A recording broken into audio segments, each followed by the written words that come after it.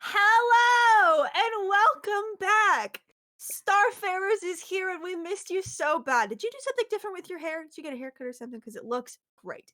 We're so excited to be back in your computer screen or TV screen where we live. Let's get started the way we always do with some introductions. Hello, I'm James. I'm your game master for the day. You can find me on TikTok at Nice1James and on Twitter and Instagram at TTRPGay. You can also find me re-entering my purple era, so I am not responsible for any crimes I commit today. And from there, let's pass it over to Sweet. I am sweet, she, they pronouns. You can find me at underscore sweet stories. That's TikTok, Instagram, Twitter, posting in my Diana Ross era. That's me chilling. Hey, Hell yeah, I love the Diana Ross era. thank you. And let's move on to TT. Hello, I'm TT. You can find me at TT Brett on all the things, and I go by they and he pronouns. And I'm so bad at intros, guys. Somebody else go. You did a great intro, and I'm proud of you. You know who else does great intros? VJ. Hi, y'all. My name's VJ. My pronouns are they, them, and he, him, and I am everywhere at VJH Creations, Twitter, TikTok, Instagram, YouTube, Twitch, and start playing games. And yeah, that's me. Ready to be sad. No reason to be sad. We're all here to have an excellent time. Isn't that right, Grace? Tell us about it. Was that a good segue? I can't That tell. was so good. Yeah, Great, thank you. I hi. appreciate that. I'm Grace. I use she, her pronouns. You can find me mostly on Twitter at LMAO Grace with 2 E's. I really loved Puss in Boots 2, The Last Wish, and I think everyone should watch it, and that's all I have to promote today. Thank you so much. That honestly, what else could you possibly promote? I, for one, am looking forward to the moment when inevitably the Puss in Boots sentence that Grace has been saying for 30 minutes makes it onto stream. Enjoy that. Hold it It'll be back. fun. And last but never least, Jess.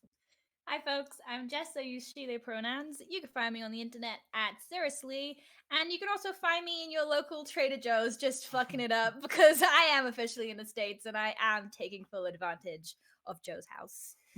Yeah, thank you, TT, for the Vanna White product placement. We're not sponsored by Trader Joe's, but we could be. Joe, if you're I'd out love there. to be. Please. Call me up, Joe. Mr. Joe, please. Mr. Joe's. Amazing. Also, be sure to give a lot of love to our wonderful, wonderful savior of a stream producer, Stella. Stella, please feel free to put your socials in the chat. Go follow Stella. We love Stella. That was very aggressive. I apologize, but I stand by it. Let's do some announcements. I'm a little giddy today, so please bear with the energy that I'm bringing into the studio. Heck, we're the only show this week. I don't know, you wouldn't need any other shows because, like, we're here. So don't even worry about it. You can just tick the Starlight Tales box for this week and go about your business. But if you want to know what shows to catch next week and all the weeks forever, because this channel will never die, be sure to follow us on Twitter at StarlightTales_. Not only are you going to get some very fun announcements in the next couple weeks, but we also, every Monday, I believe, it might be Sunday, but I think it's Monday, we post little graphics about the shows you can expect and what days and what times. And it's very handy because Diana is a saint. So be sure to follow us there. Also, be sure to follow us on TikTok at StarlightTales_, on YouTube at Starlight Tales for VODs of our wonderful shows that have already been live. That was a weird way to phrase that. Technically, we're on Tumblr at Starlight Tales. I don't think anything's happening there, but you could follow us there if you really wanted to, and I would respect you for it because so many websites are just imploding simultaneously. So we will be there because Tumblr will never die, probably, unfortunately. Also, if you're not following, and the Crow Lane ones are really funny because James, you're cutting out. You're cutting out, bruv. I'm the DM now. I didn't hear what you said at James, all. you cut out from like when you started talking about Crow Lane. The going live notifications are funny. I think that's what I said. So be sure to follow us so that you can get those. I had a really good segue and I no longer remember what it was, but that's okay. Oh. Also, be sure to jump into the fan Discord so you can yell at me for any number of the heinous atrocities I will be committing against our party today. Our link is in our little link tree wherever the link tree is on Twitch. And also, hey, if you're watching this stream and you're like, man, you know what I love to do when I play Dungeons & Dragons or any other TTRPG? I love to roll dice, but none of the ones I have right now, they're not sparking joy for me. So what if I bought some? I have great news for you. We are officially Dice affiliates with the wonderful people over at Die Hard Dice. So if you enter the code Starlight10 at checkout, you can get 10% off your order and help support some of your favorite little chaotic gay people. And it's almost Pride, so really it's the right thing to do. I don't know what to tell you. You have to go buy dice. Also, hey, listen, I'm in a good mood. I'm feeling a little fun and silly today. Should we do a little announcement? I think Should so. we do a little, so, I mean, I don't know what you guys are doing on May 10th. Because it's not a Starfarers week. So hey, VJ, I was thinking, VJ, do you wanna run something on May 10th? I think that'd be fun. I think that'd be nice. Yeah, it could be James, what kinda are you neat. thinking? I don't know, maybe here, I've got a name. I'm pitching you a name. Ready? Whispering Heart. I think it's pronounced hard. Like the Heart? yeah, I think it's pronounced like that, but that sounds about right. That feels correct for our plethora of audience who are also in the business server and saw the typo I made 30 minutes ago. To be sure, I think we're gonna do it. Let's just make it happen. Be sure to tune in on May 10th for the beginning of a very, very special, wonderful 3-part small by our very own VJ. It's gonna be a great time and you won't want to miss it. That will also be announced on the Twitter, and you should go look at the graphic when it's posted because Diana really did such a good job, and it's very pretty, and I can't stop looking at it. Was there anything else? Oh, there is one other thing. Hey, if you love supporting gay people, but you're like, I have a lot of dice, and if I buy more, the people I live with will kill me. I have great news for you. There's another way that you can give us your money if you want to. We have a Patreon. It's Starlight Tales. We have all kinds of tiers, everything from special channels in the server so that you can yell at us, but like a little more privately. We do live streams every month. Jess and I just started releasing the Monster of a Rose Gold Pirate AU that we've been working on for a year. And not to toot my own horn, but it's very good. Lots of very, very cool things in there. Exclusive writing, live streams, playlists, Pinterest boards. It's a wonderful time. So if you have the money and you want to support us, we'd love to have you there. But if you can't, that's okay because you're here and you're supporting us and we love you anyway. Is that everything? That felt like everything. Thank God I'm out of breath.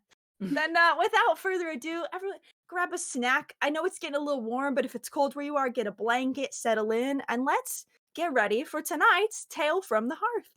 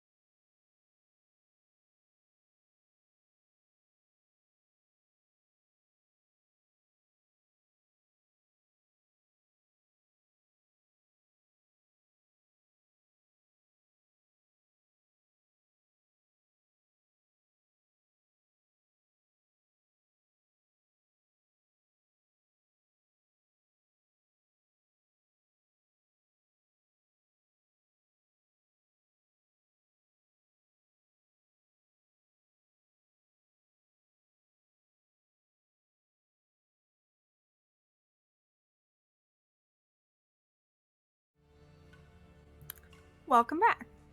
It's been 3 weeks, so let's do a little refresher about the last time we saw our Starfarers.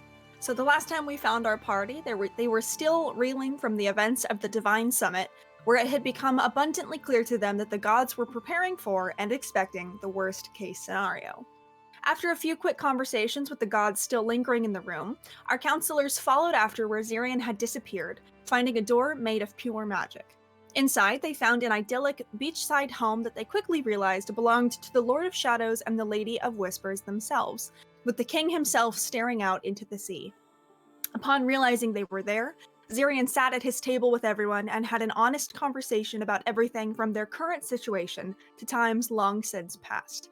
While there, Zirian also asked the party to travel to the Divineland that had once belonged to Sunder, a city now known as a ruin. Worried that Goings himself would give Sunder an opportunity to siphon the last of the magic he would need to break free, but unable to resign themselves to the worst-case scenario just yet, Zirian asked the party to go see for themselves if Sunder had truly become so powerful that leaving the material plane would be the archipelago's only option. They agreed, and soon after headed back through that door into the Solar Study on Kalara's Divineland, where Andora's sister Lenora was waiting for them with a crate of potions from Celios' clinic, including an experimental one that they were hoping might address a little bit of the arcane exhaustion problem our party's been facing. They elected not to tell Lenora about their suspicions regarding her sister, and instead continued on their way to Tithelen. They took time to check in with their respective families and urged them to start getting their things together just in case the worst-case plan becomes the only option they have left. And while some were more willing to hear it than others, eventually they all began resigning themselves to the reality of the situation and were left to their own devices. With the recent grim news putting all sorts of priorities in order, Ventress also pulled Birch aside in Woodward and finally confessed her feelings for her best friend, all of which were very enthusiastically returned, and in a rare moment of peace and joy, they shared a kiss. Or two. Probably no more than 3, though. Wink. Once all sorts of affairs had been wrapped up, the party made their way once again down to the rune at the heart of Tideward, determined to see the damage for themselves. With Birch and Siren in tow, they followed the same path they took just days before, after the festival had gone wrong, and Willow once again reached out to connect with the magic of Tithelen. They quickly found it far weaker, just barely able to thrive, but he also found something else, or rather someone else, very eager to reach back. Face to face with Sunder, Willow did not bow to the Chained King's manipulations, no matter what he put in front of them. Seeing Willow caught in a trance, Flint used the magic necklace he always wears to enter into Willow's dreams, and was soon also face to face with Sunder, who was far less happy to see him. Flint attempted to disguise himself as Zirian, but did not quite manage to escape Sunder's keen eye. But together, Willow and Flint managed to manipulate the very fabric of the trance itself, transforming the scene from an idyllic forest to something from Sunder's own nightmares. A burning city, screaming, smoke and ash, and an unmarked grave in a blackened graveyard. And there, in the broken pieces of a memory belonging to the fallen king of the gods, who turned to Flint and Willow with only rage, the mountain beneath their feet cracked, and together, they began to fall. We're actually not going to pick up with Willow and Flint. We're going to pick up just outside of that, with the rest of our party still in this cave, hands holding shoulders, hands holding hands, as black smoke pours now from Flint's eyes as well as Willow's, with the smoke on Willow's face obscuring one half of her features. What are you guys doing?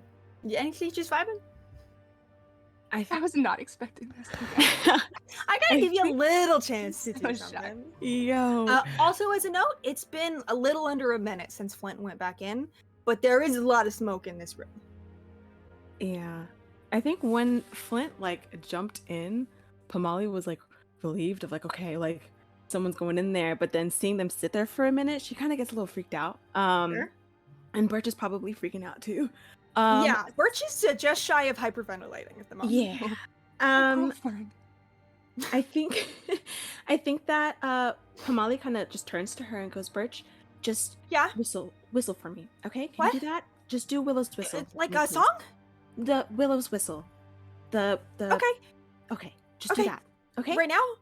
Right now. Just do that. Keep doing that Okay. for me over and over, okay? Okay. And I think Birch, you see, kind of takes this very shaky breath in and lets it out, and then just kind of steadies slightly and begins giving out that telltale whistle that only Willow would know. perfect. And I think Pamali, her hand is on her shoulder, but I Mhm. think she kind of moves in front of them and like wraps her leg around their arm to try to like uproot them from the rune if she can. Oh, okay. That's interesting, and I didn't expect you to do that, but it's very cool. Mm. Make me strength check. Yeah, I'm so strong. I believe in you. I believe in you. Okay. Use the power of homoerotic tension. Oh, can I give myself guidance? Sure. Okay, cool. I think if you're not spamming guidance, what are you doing? What are you doing? I'm a big spam honestly? guidance advocate. No, I Can don't- I give you guidance too? Or did you already roll it? I did Just roll, but I don't forget think I have need it. I think I'm good. Oh, Ooh. What is my strength? Hold on a second. Okay. So I rolled a 19. My strength is +1, so it's a dirty 20. Slutty 20. Mm-hmm. Okay. I think so. You kind of reach down and you start pulling, and you can see like the beginnings of Willow pulling free. You get the sense that brute forcing it is going to take a second. But you can, if you'd like to keep doing it. I would say it's probably going to take a couple more strength checks just because Willow's like in there. Rooted. Yeah. But yeah, I will say the more you manage to pull Willow out, I will say we'll give Willow and Flint a little extra buffs to checks to pull them out. So are you continuing to try and pull Willow out? Yeah, if I see that it's working, she's gonna keep pulling. Yeah? It's definitely like Willow is still firmly rooted in there, but like they are beginning to prize free. Okay. Cool. I'm gonna say I think every now and then what we're gonna do is every couple minutes I'm gonna ask you to make one, even when we're in the Willow and Flint scene. Okay. Does that sound good? That sounds great. Cool. Is there anything else anyone outside of the dream would like to be doing? could I help Molly? Yeah, absolutely you Willow? can. Okay. Yeah, so Pomali, then you can make those with advantage. Thank you. The next one, Okay. of course. Corin, would you like to do anything? If not, it's okay. You don't have to. Yeah. Tell me about it. I think the first thing Corin's doing, so he's still got his little friendship bracelet on, and Willow has the matching one. And so he's just over and over in his head just saying, I know you can come back to us. Come back to us, please. You can do this. And James, if I am allowed to, for whenever like it comes to like a save, I think Corin is like expending some of his like higher powered magic to give everybody, including Flint and Willow, a D4 for resistance. Oh, that's right. I remember I had it written down that you were upcasting resistance, but I didn't remember to what effect. So yeah, absolutely you can do that. I think that's very fun. Let me change my notes really quick so I don't say something. I'll do it in a minute. Just remind me when the saves come around because I have something else in my notes and I might forget. Amazing. Yeah, all of you can do this trying to tear your friends free in the hopes that Sunder will release them. Is there anything else you'd like to do before we zip? Just one thing Yeah, that gave me a great absolutely. reminder. Thank you, Vijay, for saying that. I know enhance ability is touch. Yes. So am I only able to cast it on those like next to me, or can I? Oh, I can just ask everybody to come closer to me, yeah? Yeah, so Everybody- everybody's hands are kind of locked right now because of Sunder's fuckery. However, because holding hands in this moment is allowing magic to pass through all of you, I would say for this moment you are Okay. effectively touching everybody in this group. Great. I would love to cast enhance ability, giving everybody to Constitution. I'm gonna give Constitution bears endurance to everyone. So Yeah, it gives everybody 2d6 temp hit points. love Have below that. yeah. Absolutely. Yes. And it gives advantage on Constitution, I believe. Hell Yeah. yeah. Amazing. You guys are stacked and I'm obsessed with that. So you guys Um, get 4 more hit points. Nice. Willow and Um, Flint, you will also get those temporary hit points. You should write them down because you're gonna need them in a minute. I think I can only do it at a certain level. I'm gonna put in chat who it's for, cause Sure. yeah. That's valid. Yeah. Amazing. Then with that, just do me a favor, Pamali, make me one more of those strength checks with advantage since it's been a second. Let's kind of start stacking those. Okay. Ooh, okay. I'm doing pretty good. Oh, I got a nat 20. The 21. Nat 20. Okay. Then yeah, because I was gonna make you make 5 checks total. We're just gonna take one of those out as an auto success with your crit. You've succeeded on 2. We'll have 2 more. We'll do those in just a moment from inside the vision. Amazing. So, as you pry and pry and pry, we're going to switch to our close good friends, Willow and Flint. Willow and Flint, you fall and fall and fall for what feels like a lifetime. The smoldering land above you becomes nothing but a distant star in the far distance, a light at the end of a tunnel you can't help but feel you will never surface from again as dread settles in. What? Oh, sorry. You're okay? I thought the mic was off. You're fine. As dread settles into the pit of your stomach, the walls around you go from earthen to rough rock, catching your limbs and scraping painfully into your skin, but you can just barely feel it over the hammering of your heart in your ears and your whole body. And just as you believe you may truly fall forever, you hit something solid, your body cracking against it with a kind of pain that transcends words and feeling and thought. I need both of you to please make me a Constitution saving throw. Because of the efforts of your party, I will say you have advantage. Willow, I'm going to say you still have the -2. We're going to save the D4s and stuff for the big save. Unless we don't want... It's up to the group, I guess. Those of buffing our friends with the one-time effects, do we want that for this save, or do we want to... We wanted it for the Arcane Exhaustion save, right? Yeah. They can use Specifically the whatever they want. resistance. Please. Cool. So then Mine's if a you'd like... Constitution in general, so it's Yeah, yours you're endurance, good. so they get advantage in general. Yeah. Yes, you're all good. Mostly for the resistance. Oh, gotcha. So no, you're fine. So Flint and Willow, if you'd like to add a D4, you can, but you won't have it for the Arcane Exhaustion roll. It's up to you. Okay. I don't think it's gonna help me. I've got a 13, so I'm just gonna save Okay. my I got a 14. Those are both a fail. Okay. Both of you take 60 points of damage as you slam into this rock floor. Willow, as your head kind of cracks against this in this moment of blinding pain, almost like in a dream far away, you hear just the faintest trace of a familiar whistle. Oh. And as the pain begins to fade, but that ringing in your ears like a whistle stays, you kind of blink, and you find yourself in this small circular room, lit in this kind of muted, dusty, bluish glow. Dust swirl and dirt swirls around you from where you've hit the ground, almost as if you've disturbed this space for the first time in eons. And the air around you is freezing cold and stale.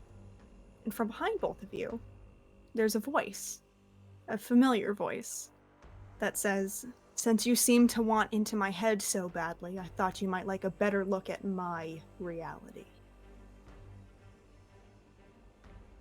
What do you do? Does Flint still look like Zirian? That's a great question. Tell me about that. I mean, it's not necessarily like a concentration thing. It's more Sure. the item. So I'd assume if we're still in a dream state, We are? I don't know. Okay, if we're still in a dream state, then yeah, I look like Zirian. Okay. I think from the flattened heap on the ground, Willow kind of like looks at you and then like tries to like turn and see behind them where the voice is coming from. Yeah, you turn and look behind you, and you see Sunder, the chained king of the gods, not as he's presented himself to you, but as the remnant of, or what has, not as the version that you've seen, but instead as maybe something that evolved from the image you see over thousands of years. He's kneeling on this slightly raised section of cut rock behind you. His black hair is so long it sits in piles on the ground that are just coated in grime and dust. His features are only sharply cut shadows in the dim light as his head is bowed towards the floor, and his hands are pulled out low on either side of him by these huge, brightly glowing blue links of chain. They sort of vaguely resemble the same magic of the heart that hangs above you, but instead here they are holding him to the ground. The place on his wrists where the magic touches drips with this thick, black, tar-like substance and leaves very familiar black shadows writhing just underneath his skin. And behind him and underneath him and on almost every inch of this room that you are in, intricate wards and runes, the source of this blue light, you realize now, are just everywhere around him.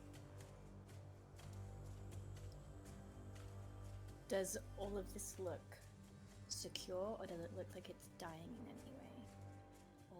Or Make me a perception check. 10.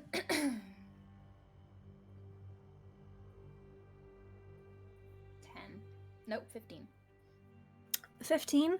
I think from just this sort of glance at the moment, you can tell that one, these magic chains do seem to be like limiting him enough that they are hurting him to some extent, and the rest of these wards are glowing fairly brightly. They don't look like they've been damaged or altered in any way. You don't know what they looked like at the start. Your only frame of reference is the rune that you are currently attached to, but at this point they look the way you would surmise they should look.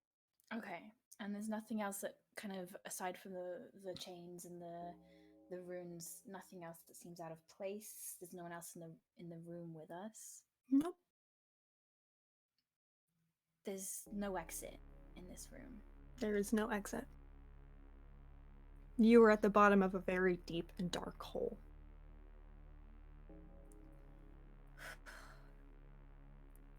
Can I still hear the whistle? Yeah. It's sort of in your ears the way like when one of your ears kind of begins to mute a little bit and there's that high-pitched ringing. It's almost like that in the back of your mind where you feel it more than you hear it. Just every few seconds, this familiar whistle. I think Willow turns away from the sight and has no interest in being in this dream anymore, and is now channeling all of their limited energy on just getting out and following that sound home. Yeah.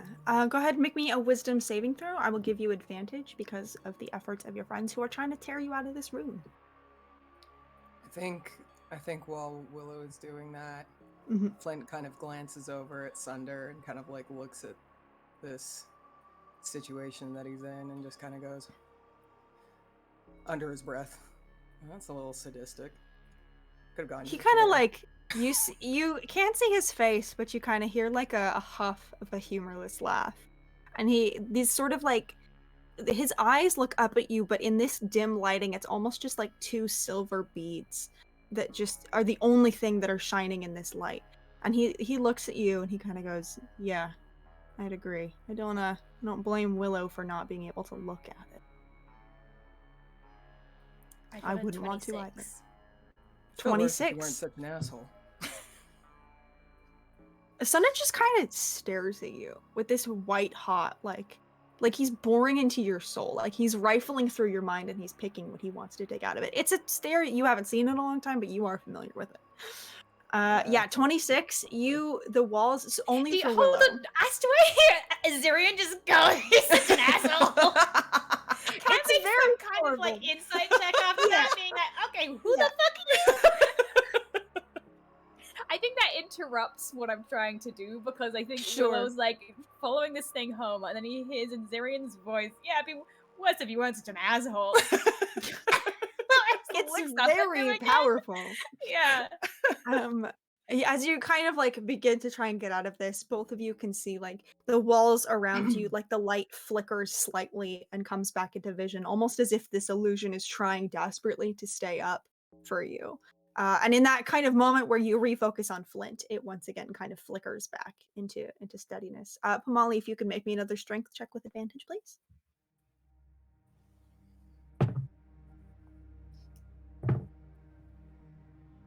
Ben Luck. Okay. Okay. That's a 15. 15. Okay, cool. Noted. Thank you so much. But yeah, what was your insight, Willow? Oh, that's such a good question. I didn't even do it. 19. 19. I think, TT, if you're okay with me setting a DC for this, I'm not having you Yeah, go roll. for it. Cool. I would say you. Actually, here's a question. Do you think, Flint, have you ever shared with anyone in the party what this necklace you have around your neck does? No. Okay. Then I think, Willow, you don't know that this is Flint. You do know this is not Zirian. Okay. Yeah, eyes just immediately dart up to you, and it's just pure like, the fuck? You see Flint kind of like as soon as Sunder starts kind of doing the rifling through his head thing, he looks away. And he kind of turns back to Willow and puts a hand on his hip and kind of like cocks it a little bit and is like, all right, where's the exit? And then I think Flint's gonna attempt to, using this item to manipulate the dream in a way to show a door. Sure. Okay. Make me I believe, and if anyone remembers differently, please let me know. I believe it was, wisdom? Or maybe it was charisma. Was it, For the wisdom magic item? save? Yeah, I'm trying to remember the check that you guys made to change the reality that you were in. Because I know in the item it just says, check at DM discretion, unfortunately, which was me from the past punching me from the future in the face. Yeah, let's make it a charisma check with proficiency, as you are essentially trying to persuade the fabric of this reality to change for you. Does that sound fair? Does that spark joy? Okay. Can I help, I guess, with what I'm already doing? How would you... Well, you're trying to get out. Okay, that's fair. I would say if you guys want to talk about it for a second, you can. But I if don't not, think then no. we will That's get okay. in front of him. That's a 17? 17, you kind of see like one corner of the wall the rock shifts a little bit, but not quite enough. And Sunder laughs from his spot in the back and he goes, "It's funny, you guys judge me so much for doing whatever I can to get out of here. You've been here, what, 10 seconds? You're already trying to get out? I've been here for 1,500 fucking years." Must have done something pretty shitty. It's all a matter of perspective, isn't it? I would think that you, of all people, would know morality and what's right and wrong are a little fuzzy depending on who's deciding what's right and wrong. Oh my god, they sound like my dad. Okay. And I think Flint turns to Willow, and at this point, he's not trying to hide anything anymore, and, and knows that Sunder knows, and so I think he drops the disguise. I think Willow makes when you say, "Oh, you sound just like my dad," I think Willow has this moment of recognition, and then just as he kind of goes, "Flit, you drop the disguise," and he's still like in a lot of pain, but for a moment there's like relief that's masked with like, "You motherfucker." I think Flint looks at Willow and is just like, "You miss me, babe."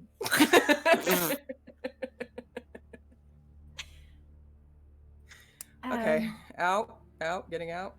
Yeah, I'm going to refocus. Again, I'm just half of my energy is on blocking out whatever Sunder is doing, saying Willow has absolutely had enough of all of this, and the other half is just focused on once again finding that path back to reality. I'm going to say wisdom saving throw. Because of the previous excellent successes, but because of the 15, I'm going to say instead of advantage, you can add a d6 to that. Just sort of balance everything out. And as you're once again kind of refocusing on creating some kind of escape, you hear Sunder behind you begin to laugh, just sort of quietly. And the runes that cover every part of this cavern begin to twist and misshape and break from the circles and glow even brighter until every inch of this cavern is covered with writing, with words. Willow with very familiar words. Written all over every inch of this cavern is what you had given to Sunder on the note, which is you lost because you're alone. And Sunder kind of looks up at you through this veil of hair and goes, "Well, you're not alone, aren't you? Why don't you test the theory, Willow, since you seem to be so sure of everything?" What'd you roll? 22. 22. And remind me, are you trying to make a door? In what way are you trying to? Are you just trying to like force your physical body out?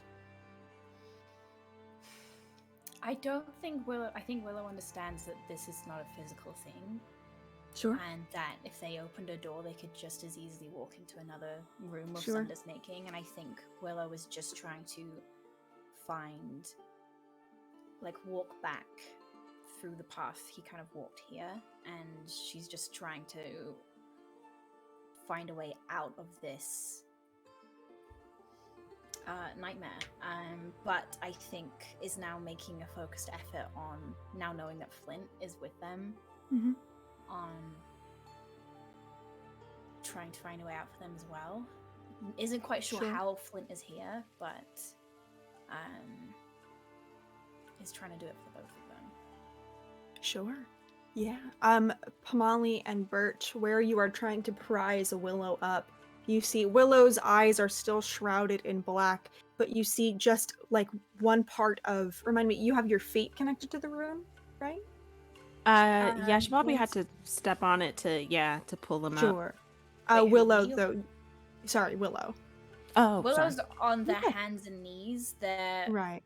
arms and their hands are now completely covered in just root fiber, and I Okay. think kind of their calves and their feet are very similar. They are just Sure. entirely like tree rooted into the earth. So as you are trying to prise Willow up, which in just a second I'm gonna have you roll one more. You see one of Willow's arms kind of like lurches back suddenly, prying free, and now Willow's hand is out almost entirely. You can keep pulling. If you could make me one more of those checks with advantage, please, Pamali.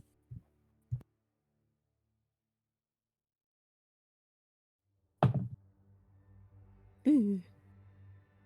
Ben, look. Okay. All right. Okay. That didn't do much. That was an 11.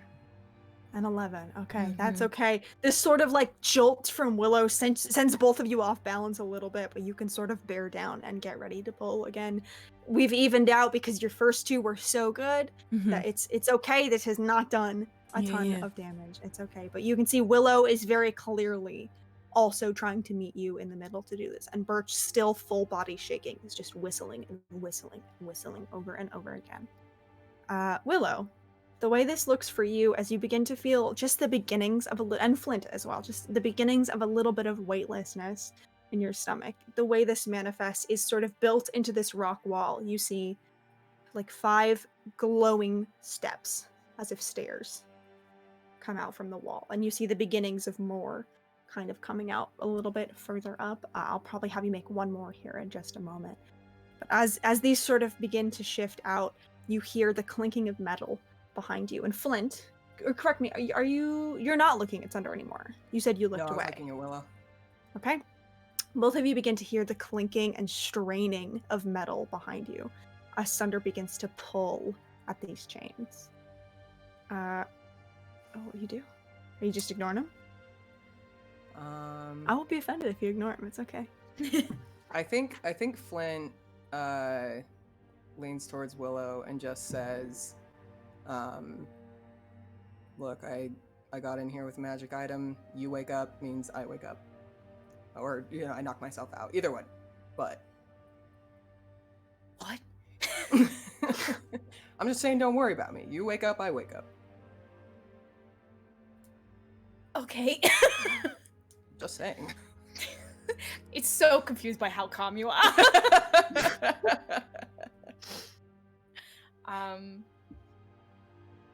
So sorry. It's okay. 5 steps appear in front of the both of us at the back of this like chamber. Kind of right next to you, built into this wall. It's a very small kind of circular space that you're in. And so they appear in the wall next to you, and you see more beginning to kind of shift out a little bit further up. You get the sense this is going to be a staircase out of this tunnel. But when I hear the chains clinking, I think Willow will look behind. Because there's no point getting out of here if Sunder's gonna follow. Yeah, you see the chains, which were this vibrant, like teal color, are beginning to blacken and weaken. Little bits of this almost starlight falling and hitting the ground and turning to ash where they make contact. and you see Sunder's form growing, coalesced in shadows like a blanket is draped over him. You can't tell where his hair ends and these shadows and this cloak begin. And he grows and he grows and he grows until at last he rips free from these chains and looms over you 10 feet tall. The shadows on the cavern wall behind him have coalesced into something that looks like a halo or a crown. And he looks down at the two of you, his eyes just pools of darkness at this point. And you just see the beginnings of like a smirk of just pure hatred on his face. And he looks down at you and he says, "You know, I used to like to watch you mortals run around and try and try and try all day. But now, well, let's just say I've got more important things to do than watch the ants go marching one by one." Oh my god, are you actually doing a villain's monologue right now? I've And been I think, oh, sorry, I was just gonna say, and I think Flint like shoves Willow towards the stairs and just starts concentrating on creating dream chains or whatever to try and is just gonna be like, wake up, and just starts trying to chain Sunder back up. I'm gonna say we're gonna do contested charisma checks here. I think. So yeah, make me a charisma check with advantage, and I'm going to do the same for Sunder.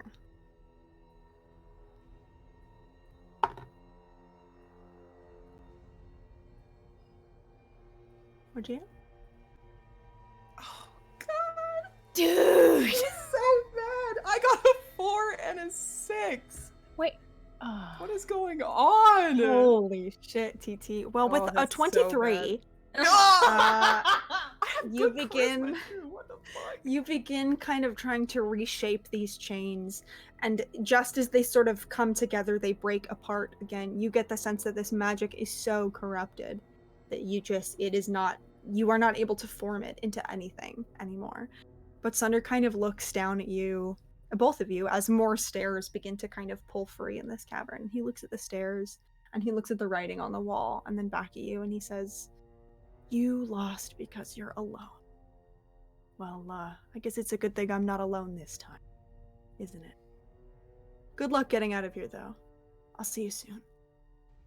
And he reaches up into the rock face, and he begins to climb upwards and upwards so quickly that you blink, and he seems like he's 500 feet up. And he's just rocketing out of this cell. And after a moment, you are alone in the shadows, in this cavern. Is there anything we can do to try and... There is No. not. But more stairs Okay. are coming out. Willow, if you want to make me one more of those wisdom saving throws, I will give you advantage on this one because you are focusing all on it, and your friends have been working so hard, and you got a hand free. God, I'm rolling. Okay, better. 28. 28. You see more and more of these stairs disappearing up into the darkness. You get the sense that there are enough now, and they are forming quickly enough that the both of you could begin your ascent, if you would like to.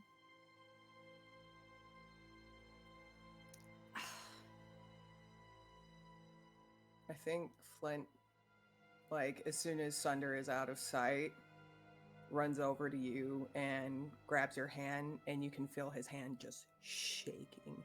I don't think Willow's moving. I think he's just staring up at where they've disappeared. Yeah, I think he grabs your hand and like pulls, and when you don't move, I think he grabs your other hand and he like kind of like turns you to face him and starts shaking it like, Will!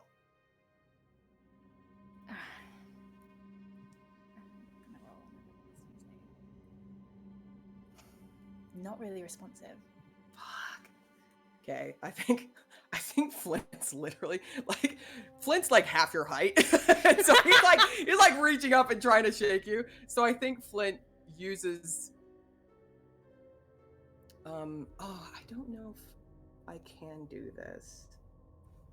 I know I can turn myself into somebody that's about my same body mass, but I don't know if I can make myself grow or anything. So okay, I think I'm just gonna keep like he's like reaching up and like slapping your face, just doing the like, just trying to wake you and trying to like Flint. get your attention.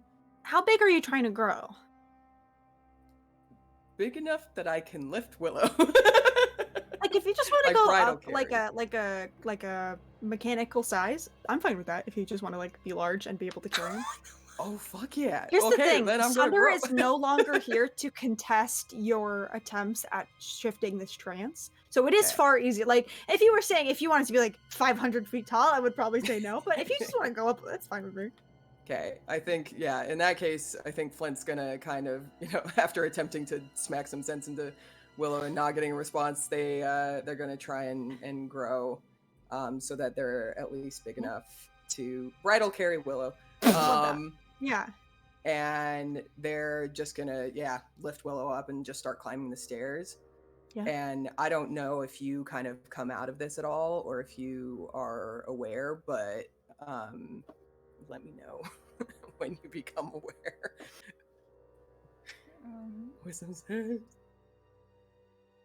Okay, I think when you grow and like Willow becomes aware of someone being large enough to like carry them, it kind of snaps them out, and they're suddenly like, "Don't Do not flail! Do not flail! I am weak. This is a dream, and don't flail. What are you doing? We gotta get up these stairs." Are these stairs like still intact? Yeah. Stairs are fine. Yeah, I think like pushes himself out of your grip like the fuck. He's like looking up at you like it just grabs you by the shirt and starts hauling you up the stairs. I think you see that like Flint is like gripping your arm as you're like running up the stairs, and if you look back at him, Flint looks genuinely terrified. The entire time they were talking to Sunder, it was very much it was very performative, very much an act of just trying to kind of maintain some level of cool. And I think you can see a lot of like fear and regret about some of the things that they had said.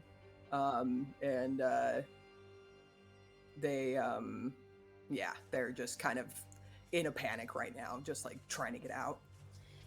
Can I, as I'm kind of dragging Flint up these stairs, can I do anything to try and close the passage behind me? To like make the tunnel close or to get rid of the stairs behind you? Both, either. Make the stairs disappear? Making the stairs disappear? Absolutely easy as pie, yes. Closing the tunnel, I think is enough in a shift of the reality that I would need a charisma check from you. I'm not going to give you proficiency because you have not necessarily had experience with this like Flint has before. Is it a charisma save or charisma just check? Check. Okay. All right, we can do persuasion. That's probably easier. Persuasion, I get advantage. Sure, that's fine. That wasn't that one, so I'm glad that wasn't funny. Fuck. That was a 2! Oh Fucking my hell! god! We gotta Holy get your dice. shit. This is so bad. I'm D&D rolling a Beyond, D&D man. Beyond and I'm so mad about it! My dice are upstairs! And the wild thing is you still have your -2, so technically you've rolled a 0. Tick. Yeah, the stairs kind of like at the bottom they begin to shift, the tunnel does not budge Can I as you run up the stairs. flavor this as Willow is hauling Flint up these stairs, one hand is like dragging along the wall of this tunnel, trying to conjure like thick winding roots that kind of like fill in the gaps behind them, but I think as these roots appear and grow, they almost immediately like blacken and die again. Yeah. Just like the shrub that Willow was trying to save earlier, they just keep dying, and it's like Flint, you can hear like their breath coming in like sharper bursts as they just panic. And it's not like the stairs that's causing this, it's just sheer like everything they're doing is just dying. Yeah, I think as Flint notices that, they kind of like get their shit together a little bit, and kind of that little like mask of composure comes on again, and they, instead of being dragged, they run up to be level with Willow, and they just keep booking it. You just said, "Help me." And I think Flint kind of uses like, dream stuff to try and assist Willow with what they're doing.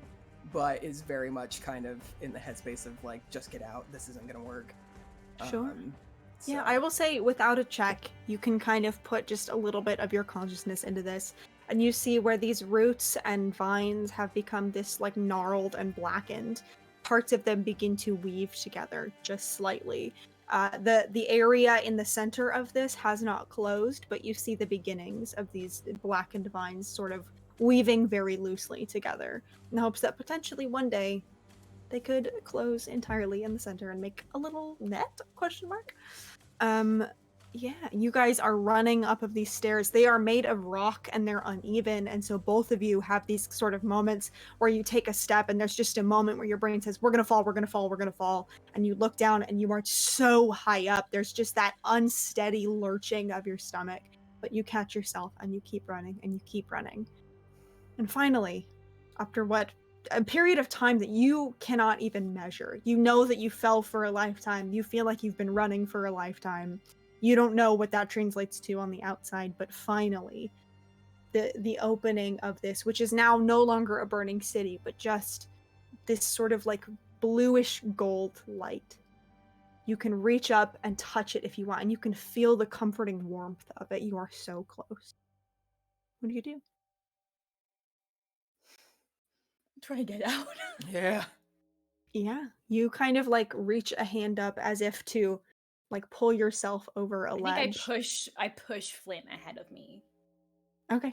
It's a little hard to maneuver on these stairs, but you can kind of like push against the wall and Flint can kind of like shimmy a little bit. Flint, you kind of reach a hand up as if to pull yourself over. Those of you still in the cavern, you see Flint's arm kind of jerk to life a little bit. And as both of you pull yourselves out and over, you come back into your body. Willow, half of your face is ice cold. As the smoke clears, would you like to tell us what that looks like? Yeah. I think there's a moment where like Willow and Flint come back into their bodies and regain consciousness. And Willow looks at everyone and there's this like beat of just silence.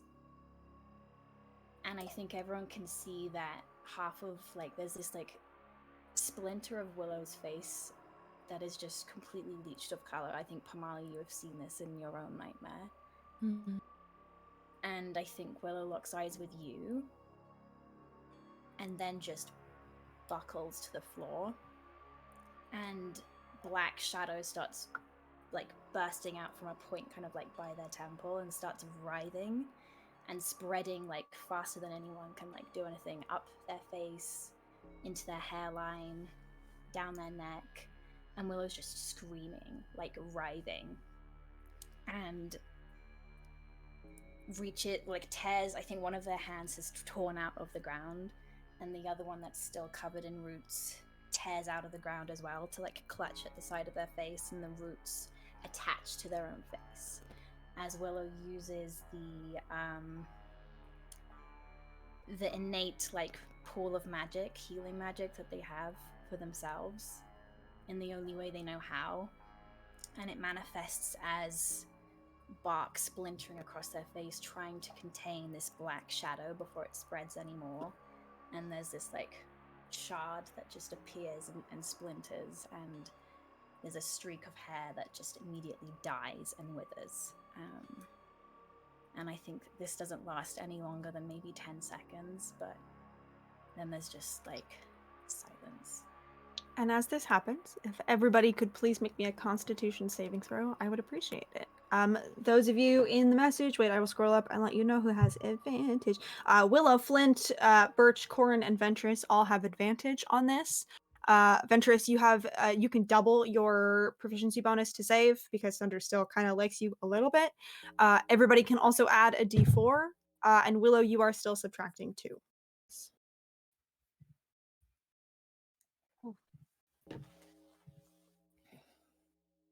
24.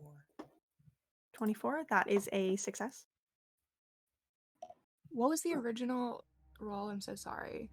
You're good. It's a Constitution saving throw.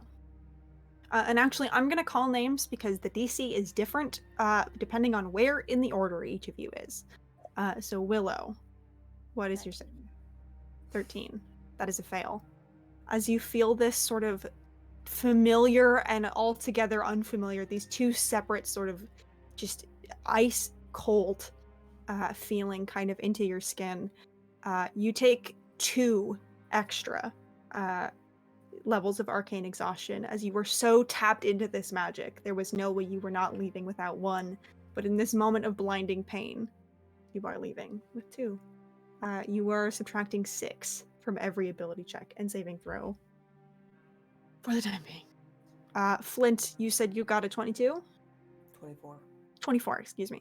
That is a success. Pamali, what did you get? Pamela got a nat 1. That is a fail. So Flint, you are not taking any levels of exhaustion, but non-mechanically, you feel like shit. You feel like just awful, like blindingly awful. Pamali, you are taking a level of arcane exhaustion. Ventress. 21. 21, that is a success. Corin? I rolled 2 natural ones, so. Oh my god, babe. That. Ow! Jesus Christ, you guys. Yeah. You and me, bro. Anna. You and me. And a 1 on my resistance, so. Oh my god. Ventress, you once again sort of feel this encroaching darkness, and you shrug it off easily.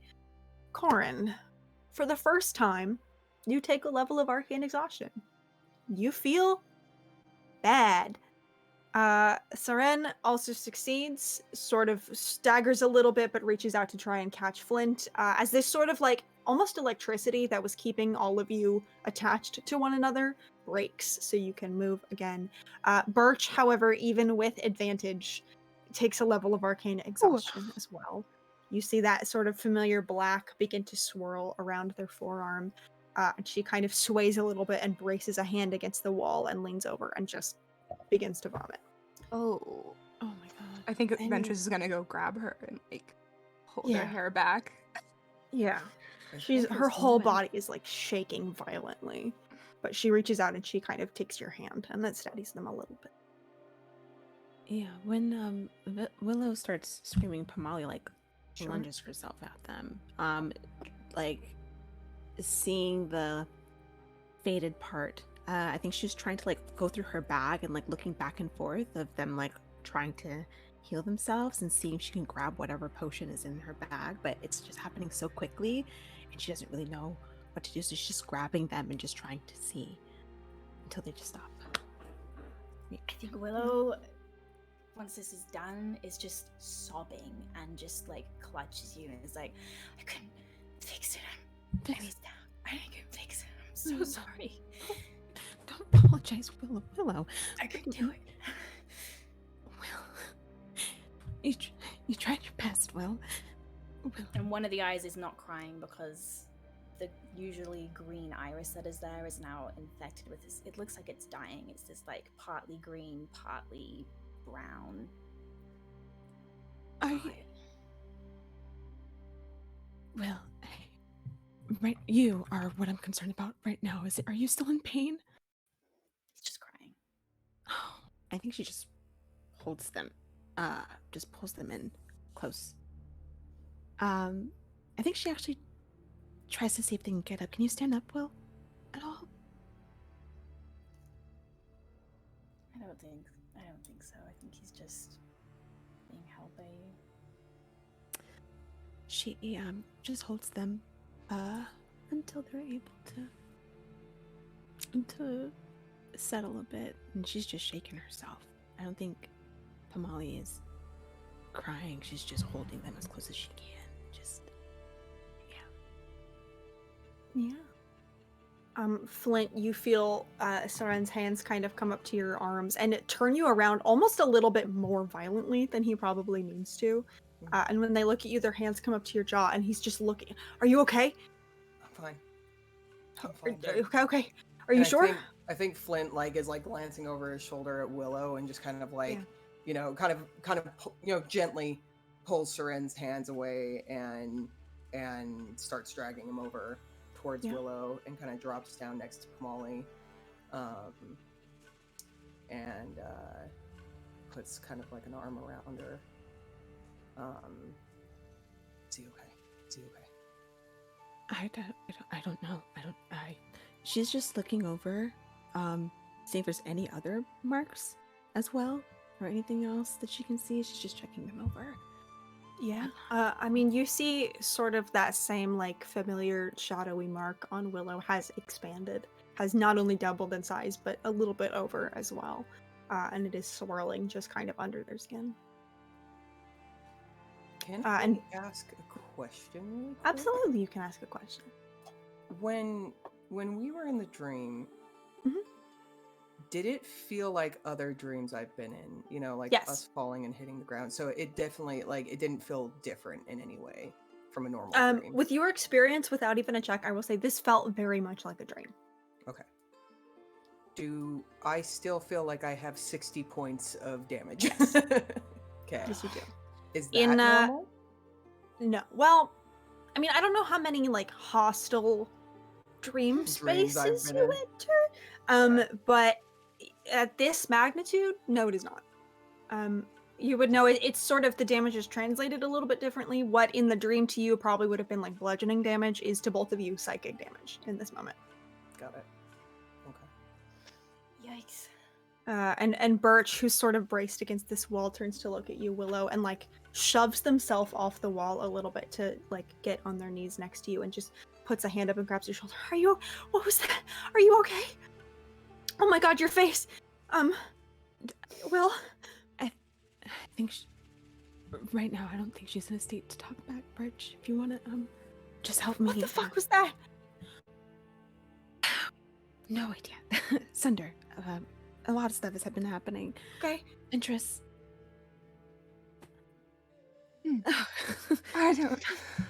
I think she's just trying to she's trying to not freak Birch out more than Birch already is, but doesn't know how to. Ventress is just like, it's too much. It's too much. We can fix it though. This is totally I think fixable. It'd be nice if we can just get out of here. Yeah, That's we what I should would like leave to do. and yeah. Does everyone feel bad? Did everyone get? Can I Seren see kind of like marks? looks at you and kind of like looks at the group and very clearly doesn't want to be like, I'm good. Ventress is the same. Kind of shrugs a little bit. All right. Yeah, we should, I think, leave here and reevaluate how everyone is. Yeah. Willow, can you stand? Oh, If we need to, we can carry him. Yeah. yeah. I think Come on. Willow looks up and finds Flint and like makes eye contact with Flint, and it's very, very like intense. And just looks you dead in the eye and goes, "Has he escaped? Is that what we just saw?" It was a dream. I don't know. No. He has in Sunder?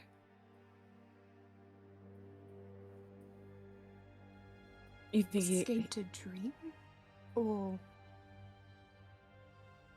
I don't know. It felt escaped? real. Oh. Okay. Sunder has been using dreams, right? A lot of his power has been from dreams. So you're saying he escaped in your dream? Is that what just happened?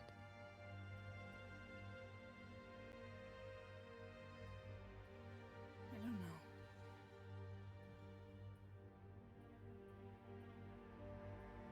We gotta get out of here. Let's leave, yes. Mhm.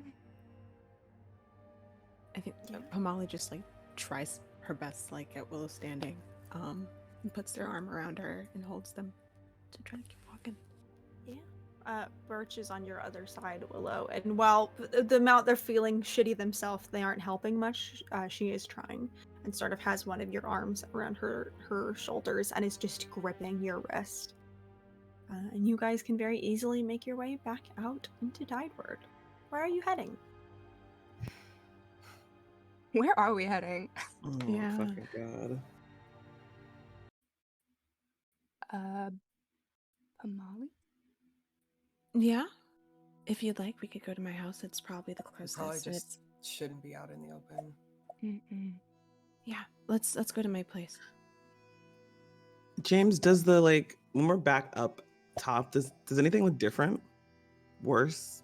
Like Better? up on above Tideward on land? Yeah. Also, swimming through Tideward. I'd love to see what it looks like now. Sure. Yeah, I would say both of you make me little perception checks as a treat. I would say with advantage because having watched the archipelago decay, you know what you're looking for. A natural 20 for a 23. Natural 20, okay. And Pomali? 21. 21. Yeah, we'll start with Tideward as you guys are kind of swimming through. Pomali, you are used to sort of like, you know what Tideward looks like. You're used to this vibrant coral, all of these sort of schools of fish and gleaming with starlight sea creatures going through. It's almost like you're somewhere else as you swim through. This normally bright pink coral has dulled to this like rose color. You don't see really any fish swimming around. You don't see anybody moving around. It's almost like a ghost town here. Every now and then you see like somebody kind of swim past on a street, but it looks bad. Really, really, really, really bad. Corin, as you guys kind of break the service and come back up, in this moment, you guys were just in the Kinward area. It doesn't look noticeably worse or better from the last time you were here. There are kind of some people milling out in the streets. You hear like sort of this like coughing. You see people just like weary-eyed kind of walking through the street and like bumping into a corner and then like kind of, oh shit. In the way that when you're half awake, you have a little bit of very little spatial awareness. You see like a couple people doing that. It looks mostly the same as it was when you came down here though. So bad, but like not unusually bad.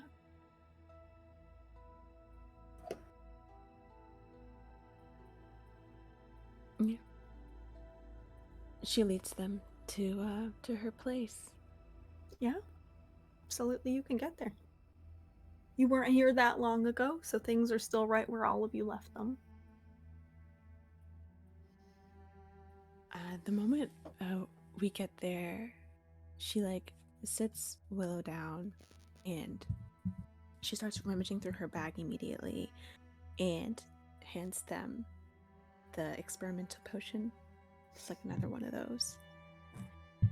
Kind of pushes it forward and goes, sure. Your arm got worse. Everything got worse. Can It's not. someone heal me, please? Here, Something's wrong. did you want to take one of these? And she hands over one of the potions for healing as well, I think. Yeah, I'll take both a healing potion and a fucky-wucky potion. Yeah, that's the technical term. Yeah, as you take this sort of experimental potion, roll me a d6, please.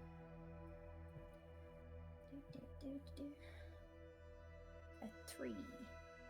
A 3, you have advantage on your next save of Arcane Exhaustion. It does not quite take away another level, though.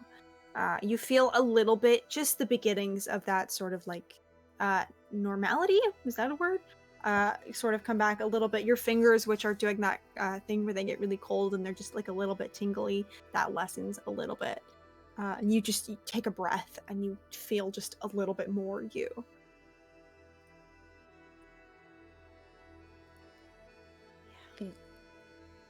Pomali is still shuffling through, and she's gonna pass you. I think she's just gonna pass you like I already gave those ones out.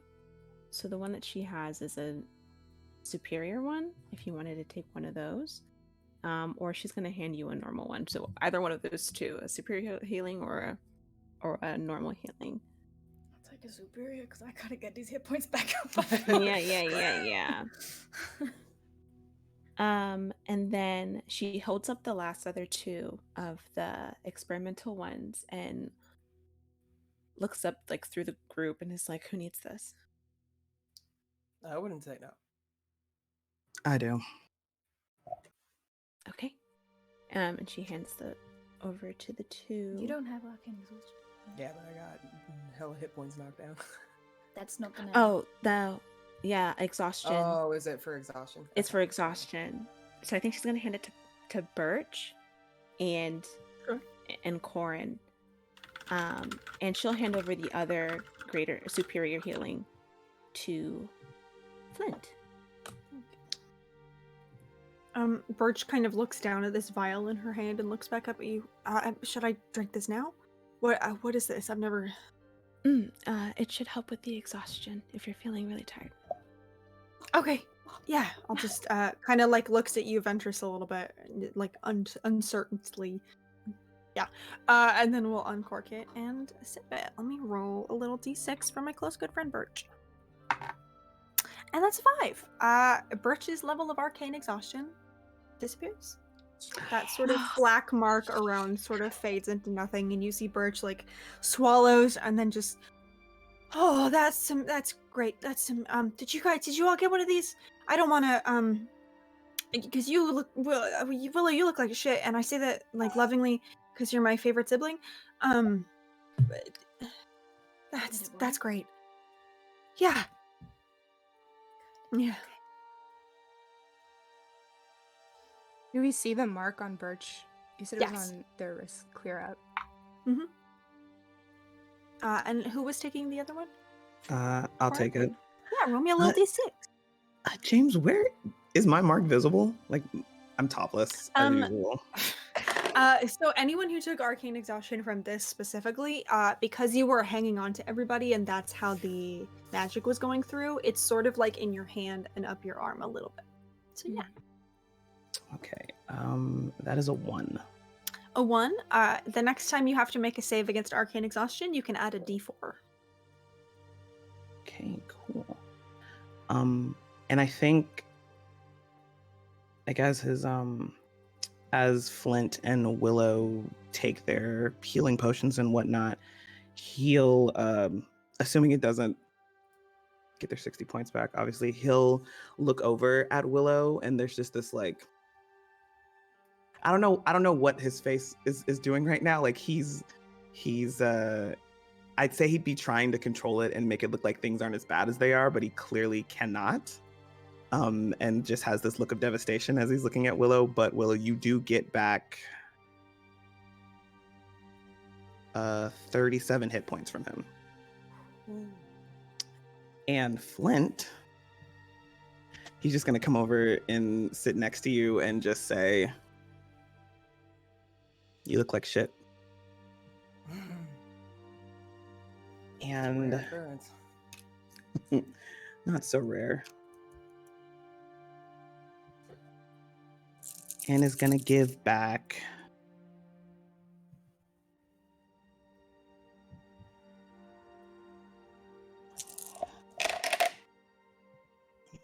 one, 3, 28 points of healing. Nice. Oof. I think Flint kind of like sits up and shakes his shoulders off a little bit and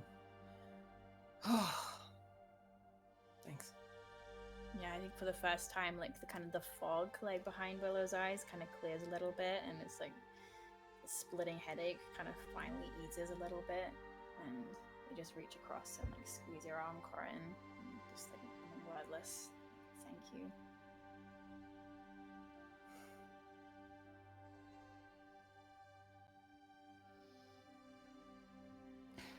This is fucked. Yeah.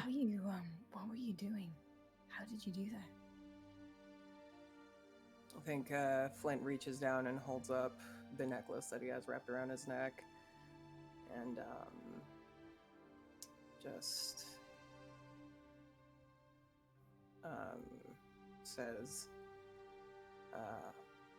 "Fun little relic I've got. Lets you enter people's dreams, and I don't know. I thought if I could get in there, maybe I could help. Wasn't a lot of help. Where did you get it? Stole it Right. from my dad."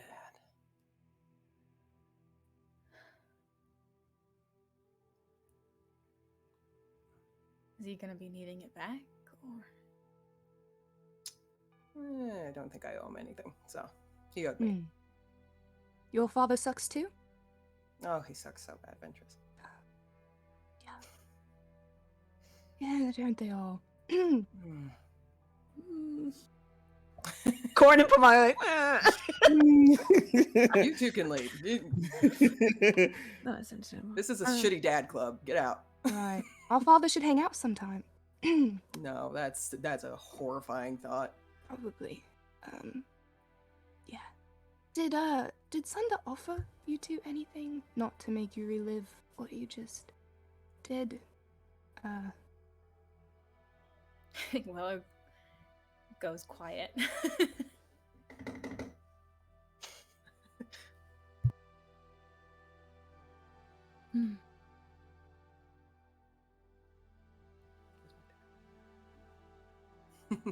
Yeah, Willow kind of goes quiet, like gives Flint a glance and then looks down and just goes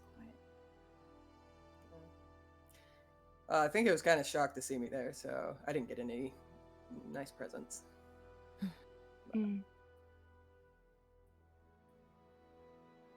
So, guys, what do we want to do? We should go check to see if Sunder's still locked up. I assume. Yeah, that's Yeah. for sure. I also wanted to ask, what do we want to do, like, in general, when it comes to staying on to Thelen or not? We kind of received orders from the gods, but we never really talked about it with each other, about what we wanted to do. If we wanted to stay, go. And I kind of feel like my opinion recently, she kind of like looks over at Willow, has changed.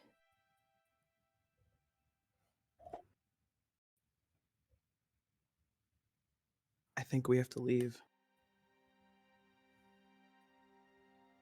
I don't know what the two of you saw in there, but unless things look different on Ruin, I don't think we can stay.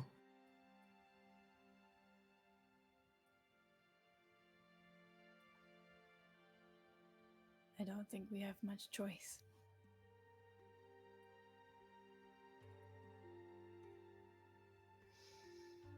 Starting to feel that way. Better safe than sorry. Okay. So we leave. Let's I guess head out pretty soon, right? Or we want to take a moment, take a beat, and then head out to the Divine Land. I think Willow kind of glances at Birch and is like, you need to tell Mom to get people to move. Okay. And then go to my apartment and stay there until I come back. I think you see Birch sort of like glance at Ventress out of the corner of her eye and then look back at you. I can help. I know, You're- that's why you're staying here. Okay. I guess, yeah. Did you already talk to Mom about all of this, or am I breaking the news? No, I talked to him. Okay. I said that we might need to go. Okay. Do you want me to like pack up your apartment or just kind of wait there?